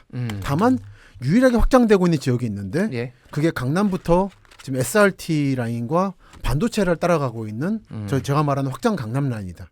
예를 들어 용인의 반도체, SK나 삼성 예. 또는 평택, 천안, 아산, 청주, 오송까지 이 지역은 확장되고 있어요. 예. 제 관측입니다. 그렇군요. 그래서 이 책을 좀 보면은 방금 얘기하셨던 뭐 GTX 얘기도 일부에 네, 나오고 맞습니다. 그러면서 이제 뒷부분에는 권역별로 묶어서 거기에 이슈들 뭐 이런 것들을 좀 많이 말씀해 주셨어요. 뭐 서울권, 동남권, 중부권, 대구, 구미, 김천, 뭐 소권, 와, 네, 굉장히 맞습니다. 디테일하게 지역을 나눠주셔서 굉장히 인상적이었는데 일단 대서울권 얘기를 좀 네. 먼저 해볼게요. 행정구역을 넘어서는 우리 국토의 새로운 권역화 현상이 지금 나오고 있는데 그게 이제 이재명 정부의 5극 3특이기도 하고 권역별로 지금 다 묶겠다라는 거잖아요. 그러니까 서울권 그리고 전남권 뭐 대구 경북권 그 부울경권 뭐 이런 식으로 묶겠다라는 건데 그 대서울권 같은 경우에는 이게 어떤 개념인지가 좀 궁금해요. 네. 그러니까 예. 저는 결국은 이재명 대통령의 어떤 호호를 떠나서 또는 선의를 떠나서 정치인의 행정관은 어쩔 수 없이 지방 정부 규모로 생각할 수밖에 없는 거죠. 경기도 또는 전라남도와 북도의 결합 이런 식으로. 예. 근데 시민들은 그 관계없이 산다는 겁니다. 예를 들어 익산에 살면서 역 앞에 살면서 KTX로 서울 출근하는 사람 수이 많고요. 그러니까 이런 경우는 어디 묶이냐는 거예요. 예. 전 그런 실제 생활권을 보는 게 중요하다는 입장입니다. 예. 저는 어디까지나 시민이기 때문에. 그렇게 봤을 때 제가 굳이 대서울권, 영어로 그레이터 서울, 예. 많은 분들이 오해하시는데 서울이 위대하다는 뜻이냐. 그게 아니라 확장 개념이다라는 건데 이 개념은 경기도랑 다릅니다. 수도권이라는 개념하고. 수도권에는 가평, 양평도 들어오고 안성도 들어오는데 예. 사실 이 지역은 비껴나가 있어요. 오히려 교통망으로 서울 핵심 지역과 이어져 있는 충남 천안 아산이라든지 충북의 청주라든지 이런 지역이 서울 접근성이 좋아요. 지하철 타고 이제 한 그렇죠. 번에 갈 수 있잖아요. 예. 또는 이제 KTX라든지 또는 원주나 춘천의 일부 지역도 서울 동북 지역 사는 분들은 출퇴근 많이 합니다. 예. 그러니까 이거는 5급 3특 같은 거는 정치인 행정가가 할 수 있는 현실적인 방안인데 저는 그것과는 다른 방식으로 세상이 보이더라. 다니다 보니까 그 말씀을 드리기 위해서 굳이 없는 용어를 만들어낸 거죠. 그렇군요. 제 친구 중에 한 명도 지금 춘천에 살면서 서울에 출퇴근하는 그렇죠. 친구가 그렇죠. 있어요. 네. 실제로. 맞습니다. 그래서 이제 힘들지 않느냐 물어보면은 힘든 건 맞는데 할만하다. 맞습니다. 그리고 춘천에 살면서 얻는 이득이 정말 크다. 맞습니다. 예, 물론 이제 술을 먹는다든지 이런 것들에 조금 불편함이 있고 이제 그렇죠. 때 맞춰서 집에 빨리 가야 되죠. 예, 집에 빨리 가야 되는 거 있지만은 나이를 좀 먹으니까 대충 그런 것도 다 이제 맞습니다. 포기가 되고 뭐 그런 얘기들을 하더라고요. 우리 나이 들면 술 안 먹잖아요. 이건 뭐 이게 사람들의 생활권을 중심으로 재편해야 된다라는 건데 해야 된다가 아니라 재편되고 있다. 되고 있다. 예. 근데 최근에 저도 네. 그 이제 이 5극 3특이나 지역 통합 얘기를 하면서 지난번에 한번 인터뷰를 했는데 네. 나주에 거주하시는 이제 광주대 교수님이셨어요. 예, 예. 근데 나주랑 광주가 붙어 있는데 네.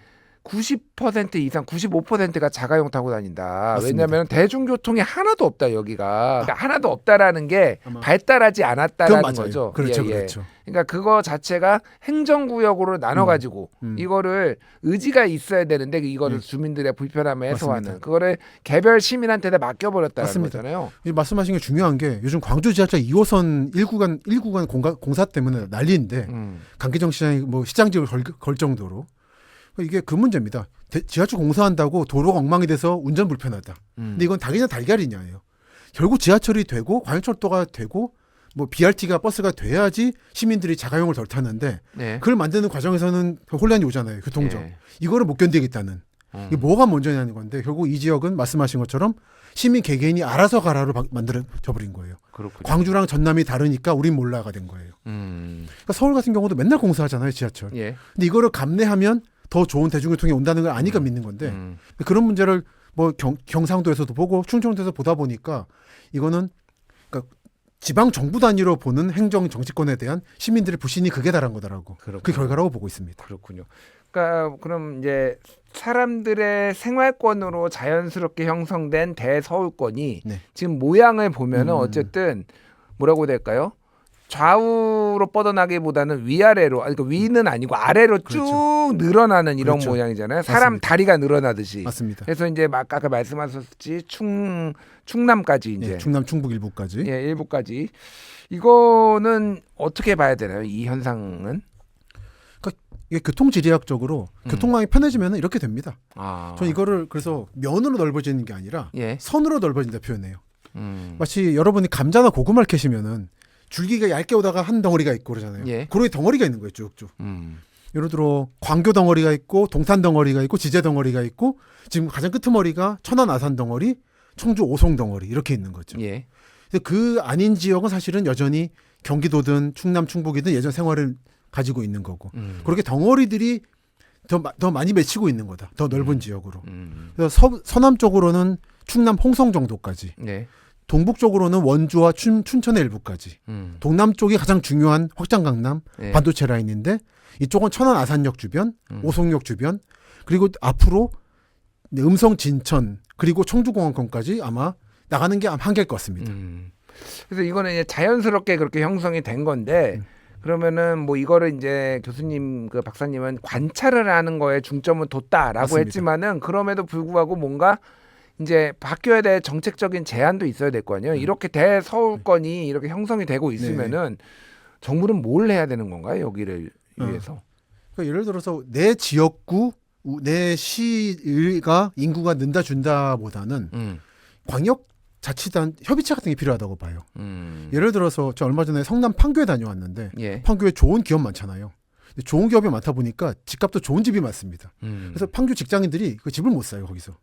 비싸죠. 비싸서 예. 성남의 최대 문제가 그건데 그 경강선이라는 열차가 있습니다. 이제 월곡 판교선도 만들고 예. 또는 신분당선이 있고 그거 타고 다른 지역에서 출퇴근하다 보니까 그러니까 이거는 그러므로 성남에 집을 만들자는 방법이 있을 수가 있고 싸게 하나는 이거를 인정하고 판교가 직장을 공급함으로써 주변 도시들이 동서로 인구가 는다. 이거를 인정함으로써 협의체를 만드는 식으로 해서 내가 직장을 공급할 테니 당신들은 조금 더 이 젊은이들을 받아줄 수 있는 집을 공급해 주십시오. 윈윈 전략을 취하자.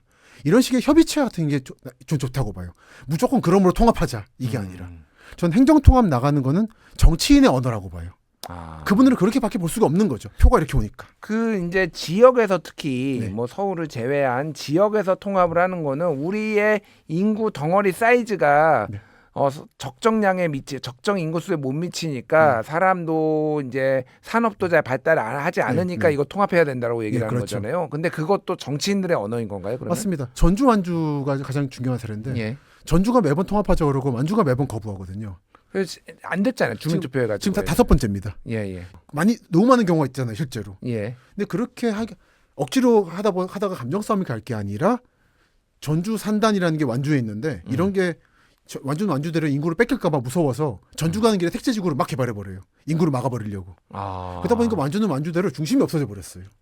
그렇군요. 이렇게 할 게 아니라 협의를 해서 싸우지 말고 통합은 나중에 얘기하고 예. 우선은 요 완주에 있는 전주 산단 직장인들이 괴롭지 않도록 통합적으로 직장이든 만들고 전주 완주가 여기를 같이 운영한다라든지 공동 그 지역에 대해서만 공동 정부 차원으로 이렇게 하고 그 다음에 시민들이 이제 불편하니까 좀 통합해 봅시다라고 하면 그때 통합을 하는 거죠. 그러니까 뭐 이제 특정 기준들이 있잖아요. 예를 있죠. 들면은 광역시가 되려면 인구가 그렇죠, 100만 명이 그렇죠. 넘어야 된다든지 승례시 이런 거. 예, 특례시라든지 그런 것들을 위해서 뭐 아이를 낳으면 1억을 주네 그러니까요. 전입을 하면은 뭘 하네 막 진짜 기를 쓰고 지자체들이 맞습니다. 지금 그걸 하고 있잖아요. 그래서 2월만 되면 인구가 된다고. 아, 그거 조사하는 데만 되면.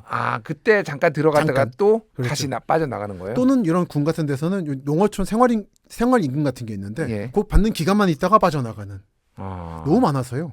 그리고 궁극적으로 그 지역의 인구 유지를 위해서 왜 시민 세금이 나가야 되냐라는 근본적인 문제를 아무도 못 던지고 있는 것 같아요. 그렇군요. 그거 우리 세금 나가는 거거든요. 들으면 들을수록 약간 총체적 난국이다. 이런 난국입니다. 생각- 예, 그러니까 서울 수도권이 너무 과밀화된 것도 문제고 그렇다고 지역을 적정하게 산업도 유치하고 인구도 유지하는 게 필요성은 있으나 그렇다고 억지로 뭔가를 해보려고 하다가 지금 부작용은 막 생기고. 맞습니다. 그 거점을 개발해야 하는 것도 부족한 상황에서 예. 우리 군도 살아야 되니까 우리 군도 산단 만들겠다고. 아마 지방선거 되면 또 나올 거예요. 지방 산나 이른바 산단꾼이라고 있거든요. 예. 왜 내 돈으로 그 기업하냐고. 나라 돈으로 기업해야 하는 사람이 너무 많아요. 그렇군요. 그러니까 이런 걸 막으려면은 예를 들어 전주 완주 경우는 전주에 산단이 있는 거 인정한다. 예. 다만 완주를 자꾸 이렇게 잡아버려 그러지 말고 공생하자.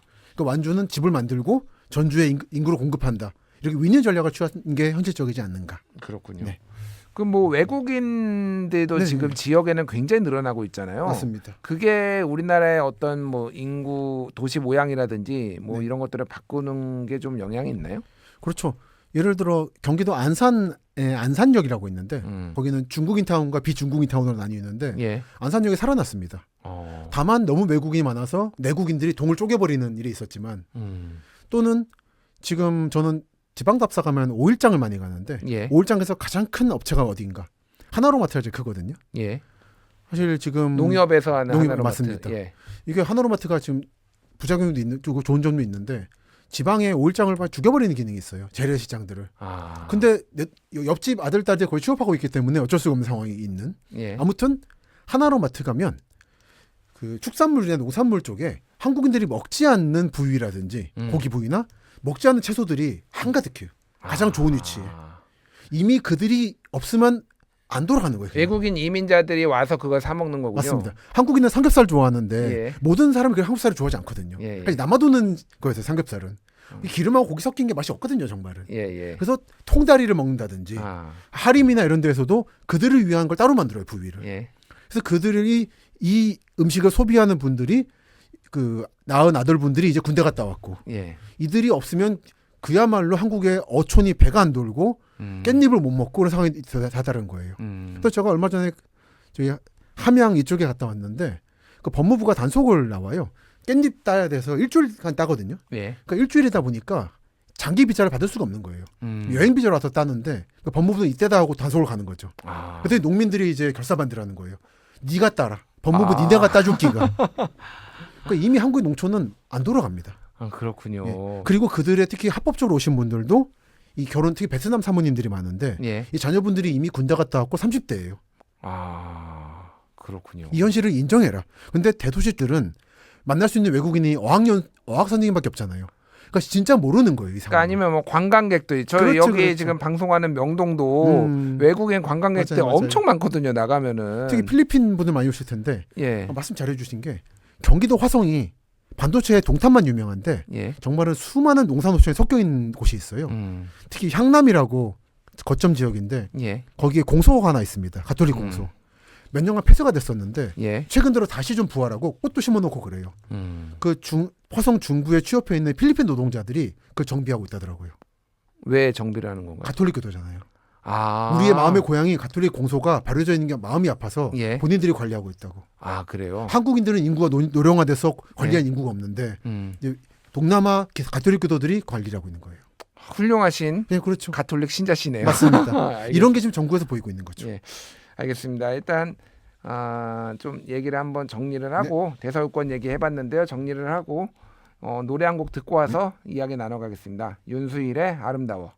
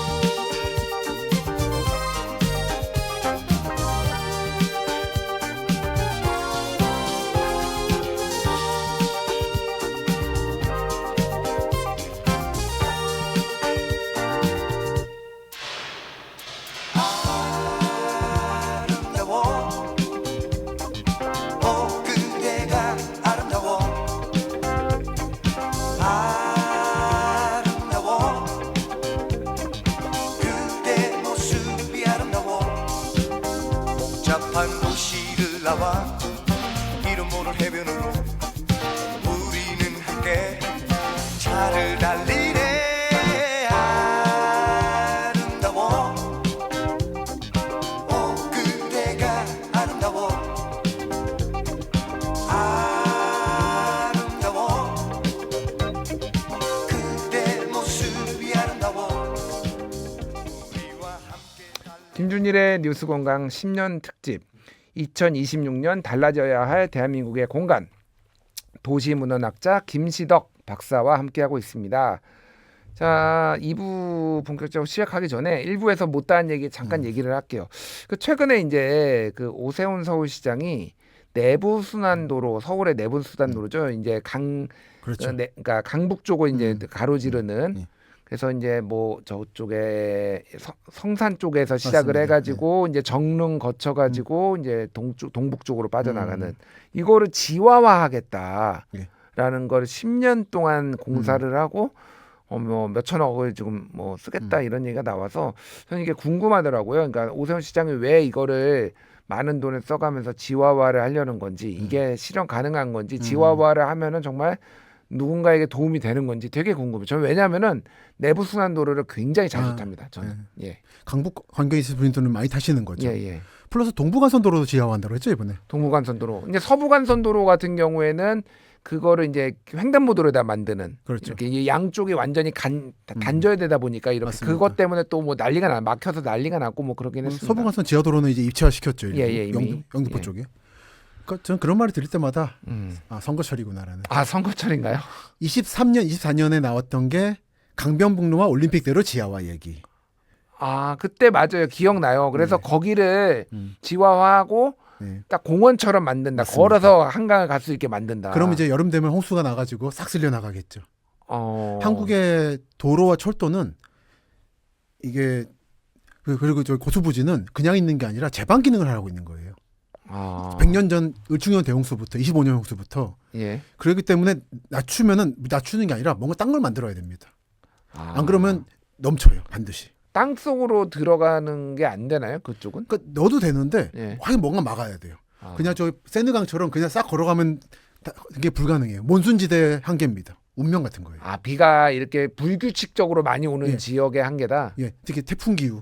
예. 예를 들어 화성 동탄 같은 경우가 어느 상가가 좀 소송이 걸린 적이 있었는데 소송까지가 직전까지인지 상가 수분양자들에 대해서 그 조감도상은 1층 카페에서 쫙 보이는 강이 보이는 거였는데 예. 실제로는 1층 가려버리는 제방이 나타난 거예요. 아... 근데 시의 입장은 이거는 그러니까 물을 넘치는 걸 막기 위한 치수기 때문에 양보 못 한다는 거예요. 그래서 결국은 이제 싸움이 난 건데 그것처럼 강변도로 특히 지하화는 일단 넘어가시라.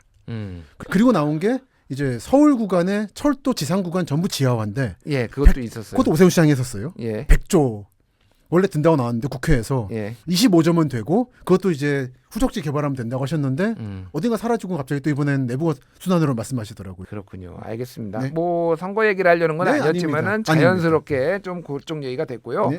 그 책에서 나온 게 굉장히 흥미로웠던 게 이 도시의 경관이라든지 우리의 삶에 영향을 미치는 게 지정학적 리스크 그리고 기후 위기 이런 것들도 우리의 삶에 많은 영향을 준다. 국제 지정학을 특히 네. 지금 도시 어떤 전망에 대입시킨 거는 굉장히 신선했습니다. 미중 패권 경쟁, 뭐 트럼프 2기 행정부 출범, 네. 아니면은 뭐 이런 것들이 어떻게 우리 지금 도시들을 변화시키고 있는 거예요? 예, 저는 이걸 지경학이란 말을 쓰는데 지경학, 예, 지리경제학. 지리경제학. 요즘 세계적으로는 유행인 단어입니다. 어. 아마 몇 년 내로 지정학보다는 지경학을 많이 말하게 될 건데 네. 예를 들어 제가 왜 강남부터 천안 오송까지 확장될 거냐 보냐면은 그쪽에 한국의 사활이 걸려 있고 전 세계가 걸려 있는 반도체 공장들이 있기 때문이죠. 네. 트럼프 대통령이 비행기 타고 가다가 저거 떼다가 미국 가져가고 싶다고 했던 평택 삼성 공장 이런 것들. 예. 그러니까 이런 평택이나 화성시의 확장을 얘기할 때 반도체를 떼놓고 얘기할 수가 없는 거고 또는 제가 요즘에 자주 듣는 이게 사례가 강원도 영월이면 텅스텐, 예. 상동광산 들어보셨잖아요. 예. 이게 90년대 폐광이 됐습니다. 저는 아는 게 영월엔 영월 소주밖에 없었어 제가. 저기 단종 유배지. 야 단종 유배진 김삿갓면. 예, 그렇죠. 그런 예. 게 있죠. 예. 근데 사실은 영월이 떴던 거는 상동의 평생광산하고 옥동광산이라는 탄광이었거든요. 아 그렇군요. 사실 우리가 예쁜 것만 보고 싶어 그러는데 사실은 그걸 돈이 도는 건데 90년대 들어 중국에 싼 텅스텐이 몰려오면서 폐광을 했었어요. 예. 근데 알몬티라는 업체가 그걸 샀습니다. 제가 몇 년 전 답사했을 때까지만 하더라도 약간 좀 미심쩍어했어요. 이 업체는 이걸 왜 사놓고 이러고 있나. 그런 게 좀 있거든요. 전국에. 폐광을 가지고는 다시 부활시킨다 놓고는 보조금만 받는 게 있어요. 근데 그런 건가 싶었는데 지금 보고 있으면은 특히 히토류 레어 메탈 가지고 예. 믿을 수 있는 공급망에서 받자는 게 나오잖아요. 예. 그 디커플링과 함께. 그러면서 이 영월광산이 부활하고 있습니다. 실제로. 아 그래요? 예, 믿을 수 있는 한국에서 이 통sen 생산하겠다는 거예요. 이게 포탄 같은데 끄트머리에 들어가거든요. 예. 그러니까 이거 중국에서 받을 수가 없는 거예요. 아. 그래서 실제로 그 알몬티가 돌기 시작했어요. 예. 그리고 그 알몬티의 배우랄까 그 모기업이 뭐냐면은 대구텍이라는 데인데 예. 옛날 대한중석이라는 국영기업의 후신입니다. 그죠 워렌 버핏이 가지고 있는 대구텍인 거죠. 워렌 버핏이 가지고 있다고요? 네. 대구텍이라는 거는 한국 기업이에요? 예, 근데 사실상 이제 워렌 버핏이 투자하고 있는. 오. 근데 그게 영어를 왜 찍었냐는 거죠. 그렇군요. 한국이 옛날에 저 어릴 때 한국지리 시간에 배운 게 예. 자원의 박물관이라고. 음. 박물관이라는 게 그 좋은 뜻이 아닌 게 골고루 조금씩 있다는 뜻이에요. 예. 근데 그게 그 채산성이 문제인 거죠. 채산성이 그렇죠, 없는 그렇죠. 거죠. 예. 근데 이제 이게 채산성이 생기면 팔 수 있는 거고 아. 그 중에 텅스텐 같은 건 좀 풍부해요. 예. 그러니까 이런 것은 지경학적으로 보면 명확하다. 그러니까 한 번 도시가 죽었다고 해서 영원히 죽는 것도 아니고 이런 지리경제학적인 재편을 통해서 부활의 길도 나오긴 한다. 반대로 새만금이나 제주도 또는 인천의 몇몇 도시들은 너무 중국인 자본에 의존하다가 예. 미중 관계가 틀어지면서 또는 한중 합작 기업들에 대한 규제가 심해지면서 전망이 불투명해지기도 하고 예. 이런 것들을 보려면은 지경학적 관점이 필요할 거다. 음. 라는 게 제가 답사하다가 이 부동산이나 도시 쪽을 들어왔을 때 처음 드린 말씀이었어요. 그렇군요. 기후 위기는 지금 우리 도시 네. 모양 경관을 어떻게 바꾸고 있나요? 예를 들어 저는 자주 말씀드리는 게 부동산의 숲세권이라고 예. 창문 열면 여름에도 시원하고 모기 안 들어오고 예. 사실 저는 숲세권이라는 거는 산사태 위험 지역이다 라고 이해하시는 게 좋을 거다. 예. 평소에 부동산에서 숲세권이라 말하는 지역하고 7월 8월에 뉴스에 나오는 지역을 겹쳐보시면 구글에서 예. 아마 겹칠 겁니다. 아. 그러니까 표장을 하는 거죠. 그 성남 백현동에 옹벽 아파트 논란도 있었잖아요. 예. 5층까지 이런 붙어있던 거. 예. 근데 옹벽을 안 만들 수가 없거든요. 예. 그리고 요즘 들어서 옹벽도 만들면 영원한 게 아니라 음. 부풀어 올라요. 물을 먹어서. 맞아요. 예. 특히 지난해 9월에 일본 도쿄에서도 한 50년 전에 만든 옹벽이 무너져 버려가지고 다행히 사망사고는 안 났지만 그 집들이 무너지고 그랬습니다. 아이고. 이런 일이 점점 많이 날 거예요. 예. 왜냐하면 한국이 70년대, 80년대 만든 옹벽이라든지 축대가 이제 한계 도달하고 있는 건데 한국 사람들이 너무 그거를 영원히 할 것처럼 믿고 있기 때문이에요. 이건 더 나아가서는 인프라에도 적용됩니다. 고가도로나 터널도 한번 만든다고 영원하지 않고 계속 그렇죠. 물이 새고 하기 때문에. 예. 그래서 지금 만드는 건 좋은데 그 뒤에 유지보수는 누가 할 거냐. 근데 문제가 뭐냐면 정치인들은 유지보수에 관심이 없습니다. 표가 안 되거든요. 예. 새로 만들어야 표가 되거든요. 아. 그러다 보니까 이게 여러 개가 겹쳐가지고 여러분 앞으로 예전에 만든 인프라를 다니시거나 이런 뭐 숲세권 이런 얘기 나올 때는 여름엔 특히 좀 피해 다니시라는 말씀을 자주 드리고 있어요. 이런 지역은 좀 앞으로 점점 피하셔야 되고 그래서 이게 찐 부자들이 서울에서 예. 강남에 안 가고 성북동이니 정릉이니 그런 데 사는 이유는 그 지역은 안전하거든요. 아. 거기는 산이라도 좀 단단한가요, 그러니까? 단단하고 예전부터 증명이 된 지역입니다. 아. 그래서 여름 된 때마다 그 폭우 내리는 지역을 늘 보고 있는데 예. 그쪽은 폭우가 안 나요. 그러니까 예전에 우면산 기슭에서도 그렇죠, 산사태 난 적이 있었잖아요. 남북으로 그러니까. 다. 예, 예. 이런 지역은 증명이 안 됐던 거예요. 아. 저 남부터미널 남부순환도로 많이 다녀가지고 봤었는데 예. 10몇 차선 도로가 있는 거 그걸 뚫고는 옆에 아파트까지 간 거잖아요. 예, 예. 근데 이런 지역에 대해서 이제까지 안 해왔던 거예요, 공사를. 그리고 공사했더라도 점점 기상이변이잖아요. 예. 점점 극한 호우가 내릴 거기 때문에 기존의 기준으로는 적용할 수 없는 산사태나 폭우가 내리는 거죠. 이거는 나아가서 인천, 목포, 부산 같은 바닷가 도시들은 더 심해질 겁니다. 예. 이게 온난화 때문에 해수위도 올라가고 이게 만조랑 폭우가 겹치면은 기존에 설정한 기준을 넘어가는 재난이 오곤 하죠. 그렇군요. 그런 것들을 다 고려를 하고 또 행정가들이나 정치인들은 뭐 이제 정책 입안을 한다든지 해야 되는데 네. 그런 거는 좀 잘 안 되고 있고. 잘 안 되죠. 이게 티가 안 나거든요. 아. 그러니까 이분들이 악일 선의를 떠나서 예. 이 4년, 5년 중임제 이런 제도의 문제에 귀결한다고 봅니다. 그러니까 오히려 이제 민주주의의 이제 선거제도의 한계일 수도 있겠네요. 맞습니다. 예, 20년 내가 여기에 행정가로 있다라고 하면은 그거를 20년 뒤에까지 내가 플랜을 짜지만은 맞습니다. 물론 뭐 훌륭하신 분들도 있어요. 맞습니다. 장기 플랜을 가지고 이거는 뭐 미래를 보고 해야 된다. 하지만은 말씀하셨다시피 표가 안 되면은 네. 그냥 빨리빨리 다른 걸로 이슈를 또 전환하는. 예. 전환하면 다행이고 기존의 거 엎어버리고 새로 하잖아요. 너무 많이 그런 사례 너무 많아서.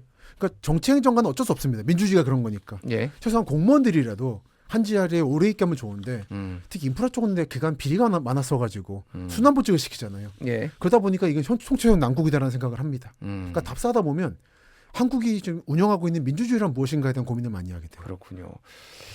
이 박사님 얘기를 듣다 보니까 우리가 정말 중요한 것들 굉장히 많죠. 뭐 우리가 내란 극복도 해야 네, 되고, 맞습니다. 뭐 환율도 관리해야 되고, 내수 경제도 살려야 되고 그런데 이런 이 우리가 가지고 있는 넓지 않은 어떻게 보면 또 넓은 이 국토를 어떻게 종합적으로 관리해야 될 것인가에 대해서는 너무 무관심했던 거 아닌가 그 맞습니다. 생각이 드네요. 예전 그 박정희 전두환 독재 때 그때는 이제 말씀하신 것처럼 몇십 년 자기 거니까 예. 왕국이니까 장기 플랜을 세웠는데 그럼 그때 돌아가면 되는 것이냐? 그건 아닌 거죠. 우리는 민주주의를 해야 되는 거니까. 그럼 이 민주주의 사회에서 이제 늘 공무원에 있는 분들과 임명직, 선출직과 어떻게 교감을 이루고 공존할 것인가 문제를 생각할 때가 됐다. 그리고 시민들도 이게 대도시 위주로 생각하지 말고 예. 저는 늘 생각하는 게 고압성적탑의 지중화 문제가 제일 중요한 포인트라고 보거든요. 왜 소비자층인 대도시 사람들은 지중화라는 혜택을 입어야 되고 생산 지역이나 통과 지역은 피해를 봐야 되는가? 예. 이게 가장 심각한 민주주의 문제라고 보는데 이런 부분에 대해서 국민 평등이라는 걸 다시 한번 생각해 보면 좋겠다. 우리 모두. 뭐 그렇군요. 그래서 생각합니다. 뭐 전기가 생산되는 지역에서는 전기요금에도 혜택을 준다든지 뭐 이런 얘기들이 좀 나오고는 맞습니다. 있는데 어쨌든 최대한 가깝게 하는 것이 어떤 낭비, 예. 지금 돈 지출 뭐 전기 선을 만드는 뭐 그런 비용들을 줄이기는 하지만은 또 그게 일종의 혐오 시설처럼 돼 있어서 네. 그거를 이제 도시 근처에 짓는 것도 쉽지 않고 참 어려운 문제다. 다만 이거를 네. 너무 정부가 강제해 버리면은 기업들은 아예 한국을 떠나버립니다. 아 그렇군요. 그렇기 때문에 정부가 할 일은 인센티브를 줌으로써 예를 들어 해남 솔라시도라든지 오게 해야지. 이번에 HMM 같은 게 좀 시끄러운데 부산 가라고 계속. 예. 기업은 좀 그러면 안 된다고 생각해요. 그건 기업이 할 일을 정부가 할 일을 기업에 떠넘기는 거다. 정부는 인센티브를 주고 압축 예. 개발함으로써 그 지역을 가꾸는 거고 기업은 기업대로 최대한 효율적으로 운영하도록 놔둘 필요가 있다고 생각합니다. 알겠습니다.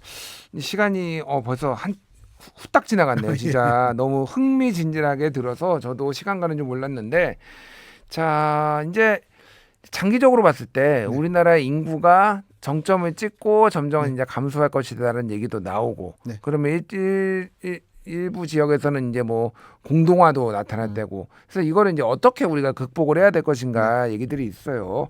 압축 도시라는 얘기들이 나오더라고요. 네. 이거는 무슨 개념이에요?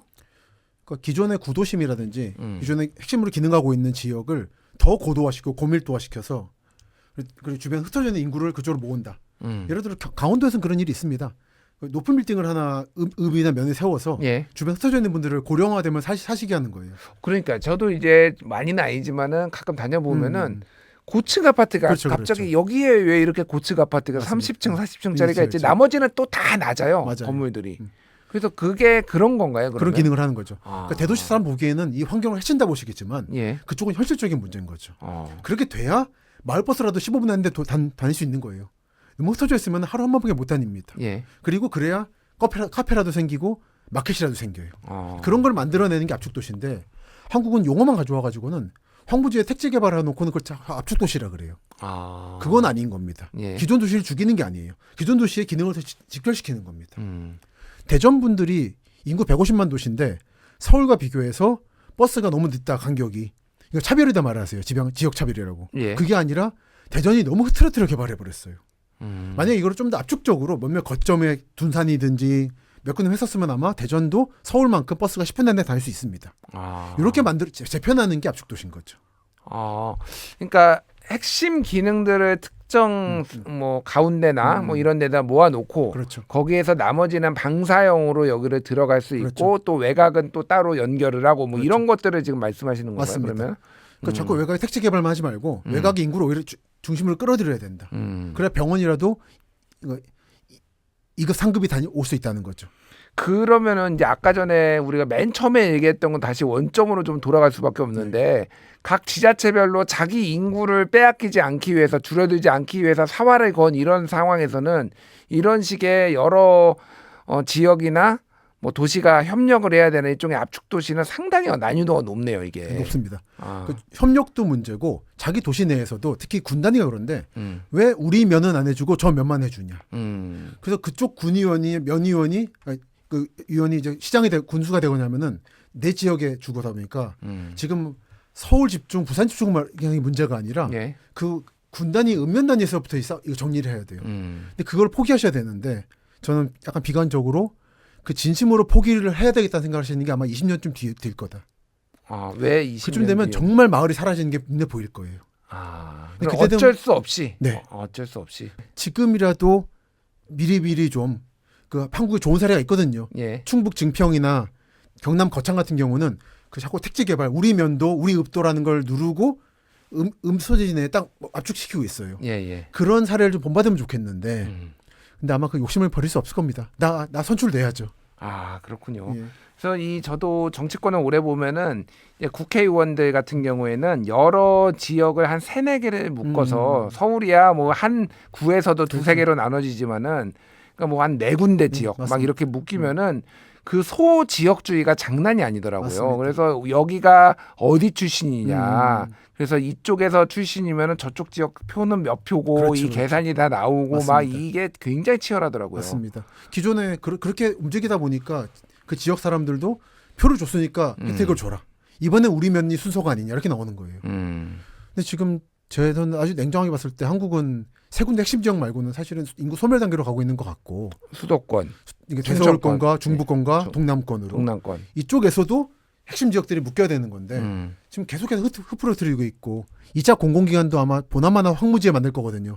두 그러니까 지역 경계 사이에. 공공기관 시간이 거의 다 돼서 네. 공공기관 이전한 게 이게 시너지가 있었느냐 뭐 이런 없죠. 얘기들이 굉장히 많이 나왔잖아요. 그러니까. 한국은행이 잘 말했는데 그때 대구, 대전, 광주 정도에 딱 묶었어야 돼요. 그러니까 이거를 몰아주고 그걸 아니면 산업별로 묶어가지고 맞아요. 한꺼번에 보내든지. 근데 왜 우리 돈은 안 해주고 왜 저 도만 된 거죠. 그러니까 이게 히딩크 감독의 그거잖아요. 우리가 월드컵을 유치했기 때문에 팔도 공화국이나 대학 안배를 깨고 실력 선출했잖아요. 예. 그 정도 긴박감이 생기지 않으니까 지금 이러고 있는 걸 생각해요. 그러니까 우리 골고루 줘야 된다. 근데 2차 같은 경우도 문제가 예를 들어 경북 사례를 들면 시간 얼마 없습니다만 예. 구미 김천에 줬거든요. 예. 그 경북의 남부 지역이에요. 북부가 좀 불만이에요. 불만이 거기는 많더라고요. 그렇죠. 약간 강원도하고 가까워가지고 맞아요, 더 맞아요. 인구도 더 작고 맞아요. 막 인구 소멸 지역. 예. 그래서 도청 가져간 거고. 아. 근데 2차는 우리 줘라 분명히 나올 거예요. 그럼 동해안의 쪽은 어떡하고? 그러니까 이런 거 정리가 돼야 되는데 이게 정리할 수 있는 정치 세력이나 행정 세력이 있는가 하면 저는 약간 비관적이라는 거죠. 그렇군요. 알겠습니다. 네. 자, 마지막으로 그러면은 우리가 이 상황에서 네. 무엇을 해야 되는지 짧게 얘기를 해주시죠. 예, 사실 정치 행정엔 저는 큰 기대를 못 걸고 있는 중이고요. 그나마 장기 안목을 가지고 있는 분들은 기업이다. 기업 연구소들. 예. 이분들은 집안으로 움직이니까 어쩔 수 없이. 음. 그래서 기업의 목소리를 걸러 듣자. 그분들은 자기 이익이 있기 때문에. 예. 그리고 개별적으로 시민 레벨에서는 너무 자기 지역에 대한 애향심이나 애착에 너무 집중하지 마시고 살아남을 수 있는 지역을 선택해서 떠나시는 것도 방법이다. 아, 너무 깜짝 놀랐어요. 이런 조언을 해주시다니. 많이 합니다. 실제로 얘기를 많이 들어요. 현장 갔을 때. 예. 제가 어디 사는 누군데 이게 남아야 되겠냐 떠나야 되겠냐. 그러니까 이런 상황을 좀 냉정하게 보시고 너무 지역과 나를 동일시하지 마시라.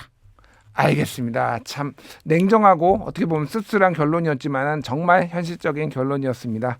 국토 개발 정말 중요하다고 생각합니다. 정치권도 좀 현명하게 대응했으면 좋겠습니다. 지금까지 김치덕 박사와 함께 2026년 대한민국 공간 재설계에 관해 펼쳐봤습니다. 박사님 감사합니다. 예, 새해 복 많이 받으십시오.